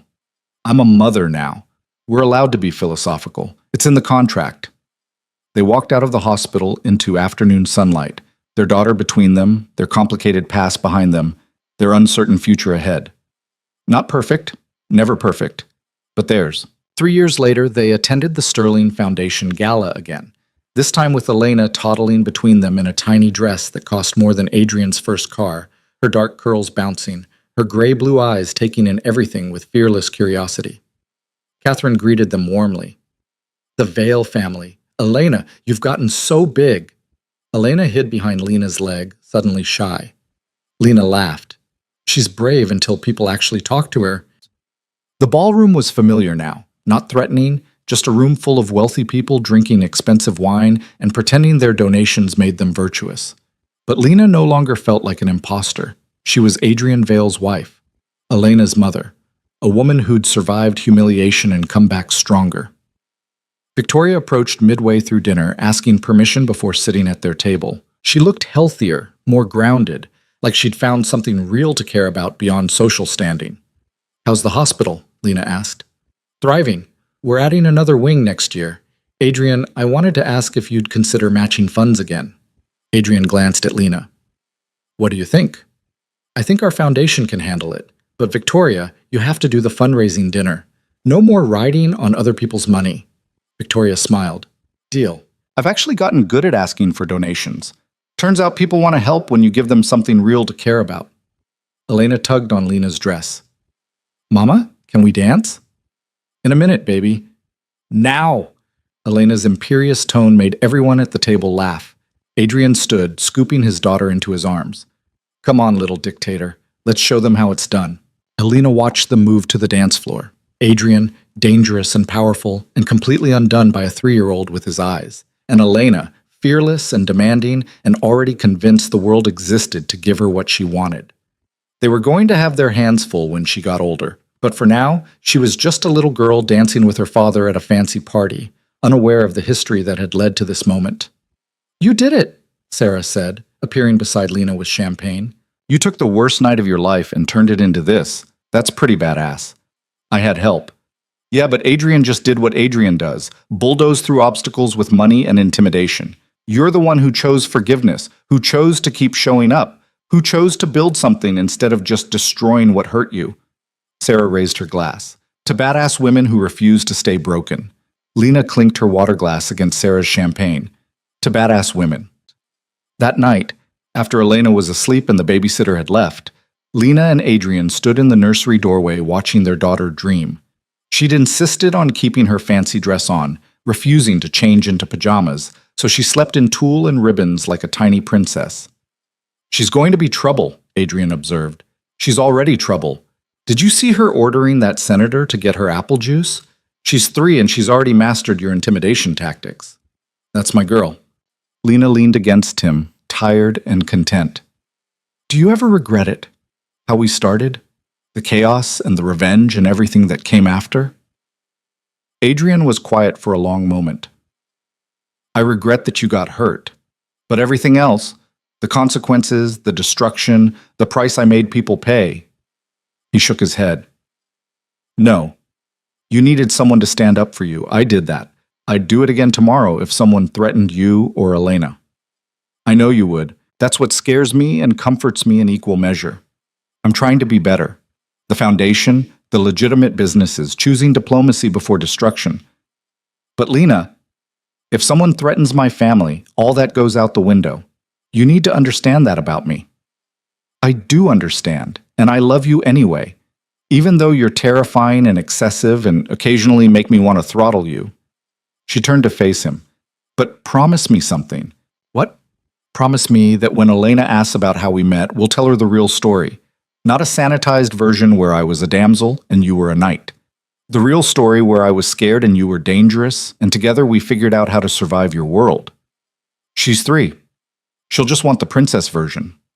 Now, yes, but eventually she'll be old enough for the truth. And I want her to know that love isn't perfect, that families are complicated, that her father has done questionable things and her mother married him anyway, because real love means accepting someone's darkness along with their light. Adrian pulled her close, his chin resting on her head. Deal. We'll tell her the real story, the wine, the revenge, the threats, all of it. And maybe she'll understand that protection sometimes looks like destruction. That love sometimes requires being dangerous. They stood there in the doorway, watching their daughter sleep, their complicated past behind them, their uncertain future ahead. Not perfect. Never perfect. But theirs. And in the end, that was enough.